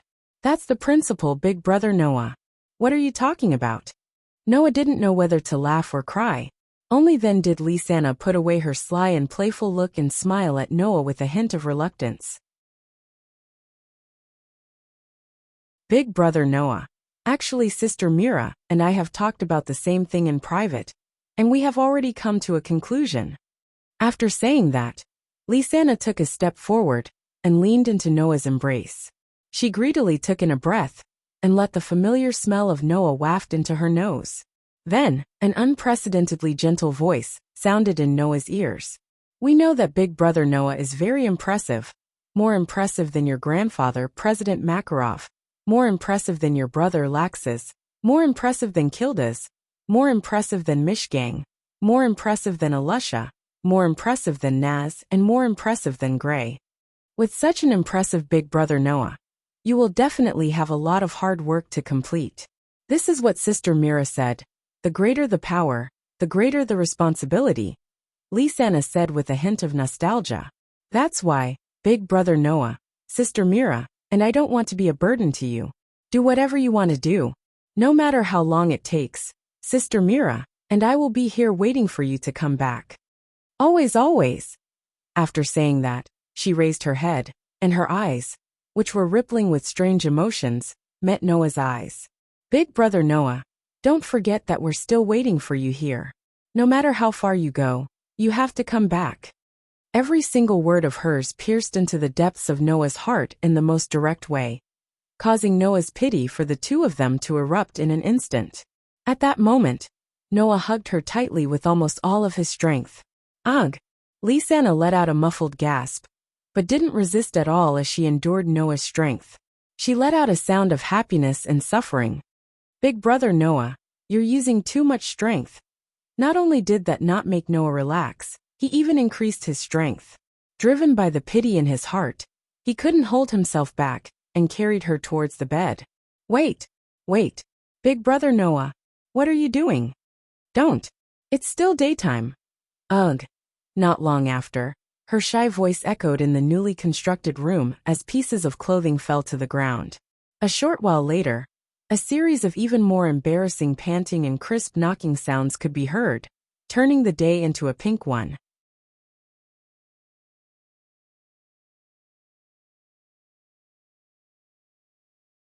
Chapter 414. About 4 to 5 hours later, Noah came down from upstairs with a refreshed expression and returned to the hall on the first floor of Fairy Tale. Perhaps it was because the venue had been expanded, but in the vast hall on the first floor, the noise that used to resound in Fairy Tale was still there, but it was not as dense as before. For the time being, it could be considered a decent gathering place. Of course, the main reason was that the disbanding of the council had caused the dark guilds and magic orders that were originally hiding in the dark to emerge one after another in the magic world. This caused many powerful magic shooters in the guild to go out and carry out annihilation missions, causing the guild to lose a lot of people. Otherwise, even if it had been expanded, the noise in the guild would definitely not be to this extent on normal days.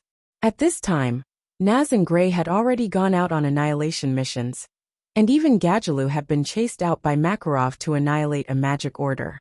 The core strength of the guild was basically all mobilized. Hence, in the current Fairy Tale, there was only a group of sorcerers with decent strength left. However, they were not strong enough to face an entire guild and an entire order of sorcerers alone. Alesha seemed to have returned to her residence to conserve energy and prepare to participate in the punitive expedition that was very likely to appear with some powerful dark guilds and magic orders. Even Mira put down her waitress-like job and returned home to make some preparations in case she really needed to go out on a mission. It was precisely because of the existence of these two strongest female magic shooters in Fairy Tale that Fairy Tale would not fall into the predicament of not being able to send out S-rank magic shooters in the future. After all, Kildas was traveling outside and had not returned until now. Mishgang was also mysterious and did not know if he would return to the guild. Laxus was still in his rebellious period and could not be ordered at all. If it were not for Mira and Alesha, when those truly powerful dark guilds and magic orders appeared, Fairy Tale would definitely be laughed at by the other guilds if they could not send out a powerful person to deal with them. Makarov would also lose a lot of face. Noah couldn't help but sigh. Who would have thought that in the end, the Fairy Tale needed the support of two girls? If he did not know the situation of Kildas, Mishgang and Laxus, Makarov would have cried himself to death. As for Noah, although he was powerful and was even evaluated by Makarov to be able to compete with Kildas for the throne of the strongest magic shooter in Fairy Tale, to outsiders, Noah was just an ordinary member, not even an S-rank magic shooter. Under such circumstances, Makarov really wouldn't send Noah on an annihilation mission if it wasn't absolutely necessary. He didn't want others to find an opportunity to make fun of Fairy Tale, saying that they couldn't even send an S-rank magic shooter and could only send an ordinary member. This was a matter of face. It had nothing to do with strength. Therefore, even if they knew that Noah had a golden beast that could kill one of the 10 great Saint Magi, those who should make fun of him would still make fun of him. It seems that I have to participate in the next S-rank magic shooter advancement test. Noah muttered to himself. Even if it's for the sake of Fairy Tale's reputation. Noah was a member of his own family, and knew that although Fairy Tale was known as the #1 guild in the Fiori Kingdom, there were many internal problems. Not to mention other problems, just the issue of succession was enough to give Makarov a headache. Although Kildas had the strength of a 10 great saint, he was someone who couldn't sit still. His heart couldn't settle in one place, so the position of guild leader really didn't suit him. Mishgang was also a person who couldn't be seen in public. Even if Makarov wanted to give him the position of guild leader, he wouldn't accept it. Needless to say, Laxus had a twisted mind. If he inherited the guild, it would definitely cause Fairy Tale to fall apart. As for Mira, because she had been assisting Makarov for a long time, she was quite familiar with the position of guild leader. However, she didn't have the intention to inherit the position. Compared to the guild leader, Mira was actually more suitable to be an assistant.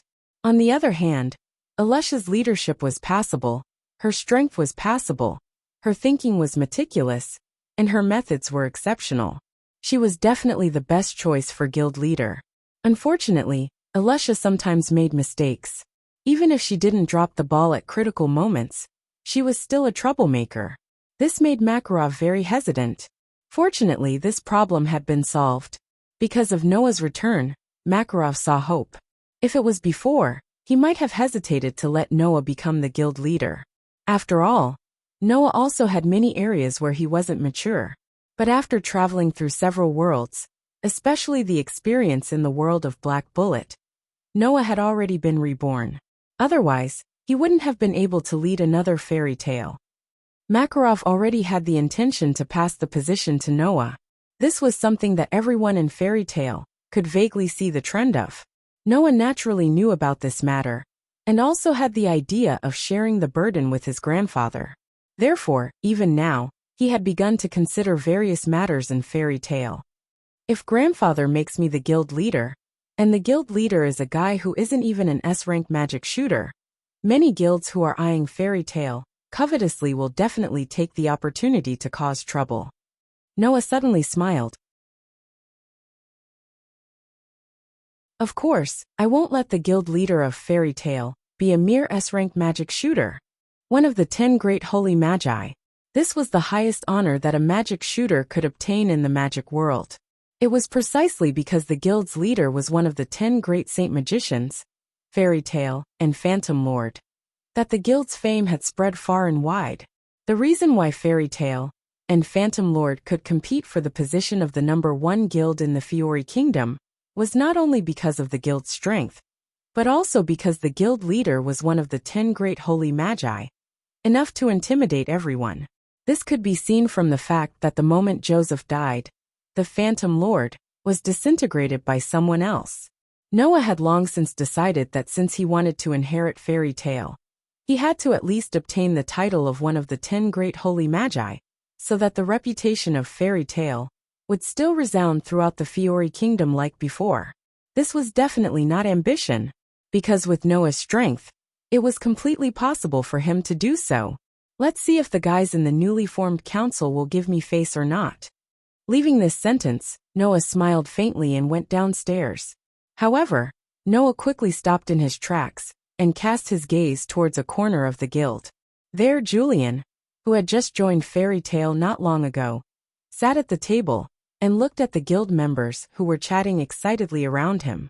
He looked like he really wanted to join, but he was very hesitant.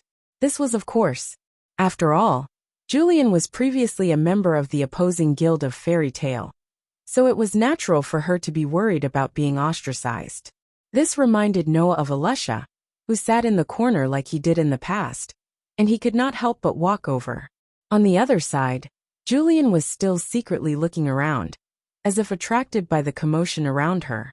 Just as she was hesitating whether she should join in, a voice sounded from behind her. "What's wrong? Don't you want to chat with your companions?" Julian had not heard this voice many times, but it was so familiar that it made her heart skip a beat. At that moment, Julian stiffened her head and slowly turned around.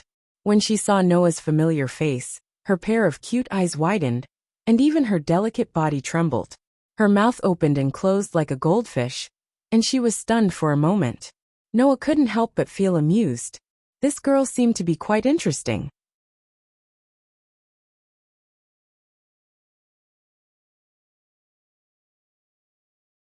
Chapter 415. No, Lord Noah. Under Noah's gaze, Julian jumped up from her seat in an exaggerated manner and subconsciously distanced herself from Noah. Her eyes and face were full of fear. Why are you here? Seeing Julianne's exaggerated and frightened appearance, Noah couldn't help but feel a little awkward. It seems that the last time I caused such a huge ruckus in Phantom Lord, it seemed that it had left an indelible shadow in this girl's heart. Noah could understand this point. At that time, his attitude and actions were quite strong and shocking. It couldn't be helped that it made people fear him after the incident. But even so, there was no need to face him like he was an executioner who killed without batting an eyelid, right? Wasn't it a little too exaggerated? In fact, Noah didn't think about how exaggerated his actions were at that time. In the blink of an eye, he defeated all the magic shooters in the Phantom Lord Guild. In the blink of an eye, the strongest sorcerer in the Phantom Lord was severely injured. In one move, he took down Gadjaloo and the 4 elements. He turned around and left without saying a word. He even blew up the Phantom Lord's Guild building, leaving behind only a pile of rubble and bricks. Under such circumstances, the Phantom Lord Guild suffered a lot of casualties, especially the most seriously injured Gadjaloo.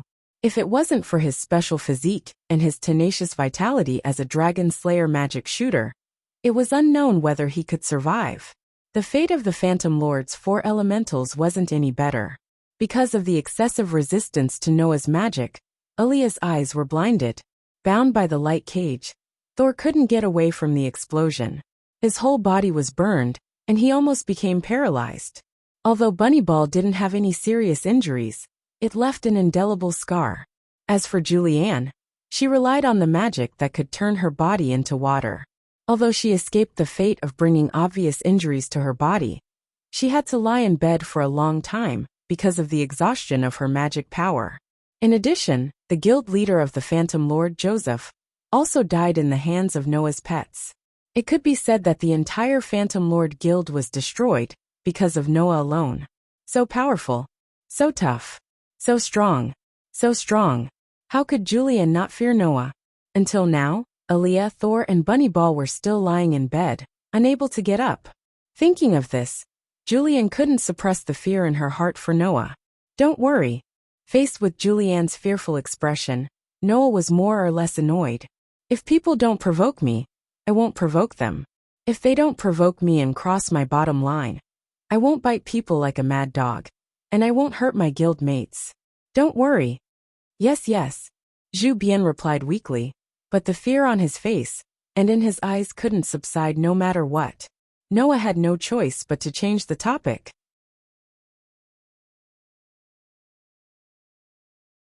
Just now, I saw that you wanted to join your companions. Why didn't you play with them? That. Julianne didn't know if it was because of the fear of Noah or because she was embarrassed that her thoughts were seen through. Julianne didn't know how to join in. How do you join if you don't know? Noah found it strange. Are you not good at chatting? Yes. At this point, Zhu Bian's expression was somewhat gloomy. Julianne rarely chats with others, and no one will chat with Julianne. Noah frowned and asked, "What's going on?" Hearing Noah's words, Julianne's expression became gloomy. Julianne is the rain lady. It will rain wherever I go. That's why everyone hates being with me. It will rain wherever you go. Noah was startled and looked outside.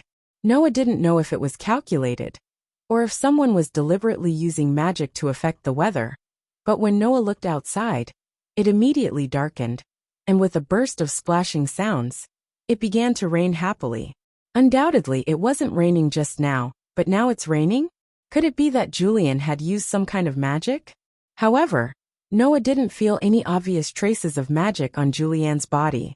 In other words, this could only be a negative effect brought about by Julianne's magic or physique. Noah scratched his cheeks and said to Julianne with uncertainty, "What's the matter? Don't tell me you didn't chat with others in your previous guild?" Julianne didn't say anything, but her expression became even gloomier. Obviously, Noah was right. Walala. At this moment, the rain outside became denser and heavier. Seeing this, Noah couldn't help but have a guess, which made him smile. "Then let me help you." "Help me?" Julianne was startled.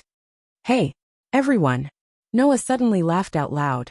Julianne said she hasn't had a boyfriend before and wants to find a reliable guy to date. "What?" Julianne exclaimed in shock. Then the entire fairy tale suddenly fell silent. Rumble. In the next moment, a group of magic shooters in their 40s and 50s, and some in their teens and 20s, rushed toward Julianne with a momentum that was so dense that it could shake the ground. Julianne was startled. Noah, on the other hand, suddenly pulled away and distanced himself from Zhu Bian. Immediately, Julianne was surrounded by a group of male magic shooters, and her figure was instantly buried. "Boyfriend? Are you looking for a boyfriend? You're quite cute. How about considering me? Go with your qualifications, you should look at me. Julianne, what do you think of me?" In such a clamor, Julianne was drowned in voices from all directions, and she seemed to be at a loss. Looking at Julianne, who was at a loss for what to do under the encirclement of the male fairy tale magic shooters. But he was no longer as gloomy as before. Noah quietly retreated and glanced outside the guild. At this moment, the rain just now seemed to have disappeared completely and was replaced by a bright sun. Sure enough, whether it rains or not is related to Julianne's mood. Noah sighed helplessly. Once she's in a gloomy mood, it will rain. What a strange physique. Is that so? A voice suddenly sounded from behind Noah. I think she's quite cute like this, the child called Julianne. Noah immediately turned around and saw Lebby sitting at the side with a book in her hands. Why do you suddenly want to help that child? Lebby teased. Could it be that Noah has taken a fancy to that child too? Be careful, or I'll complain to Mira. I'm more interested in knowing why you keep calling Julianne that child. Noah couldn't help but glance at Lebby's petite frame, that looked like she was only 14 or 15 years old. No matter how I look at it, you look more like a child, don't you think? Upon hearing that, Lebby reflexively raised her arms in front of her chest and glared at Noah. What are you looking at? It's obviously because of your size, isn't it? Why are you covering your chest? Noah retorted. Well, it's understandable. Noah, I just realized that you're a little annoying. Lebby's expression was gloomy. I'll definitely complain to Mira. Hearing Lebby mention Mira, Noah recalled what Lisanna had said earlier.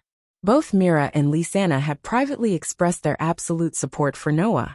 In that case, shouldn't I express my feelings too? With that thought, Noah suddenly had an idea. Hey Lebby. Noah looked straight at her. Let's go out for a walk. That you're tuning in to the Lee May's Sword of Destiny YouTube channel. We're so grateful for your support. And don't forget to subscribe to join us on this incredible journey through captivating stories. Your generosity through donations truly makes a world of difference, as it's the primary source of revenue that allows me to expand and enhance this channel for you. Thank you from the bottom of my heart for being a part of this adventure.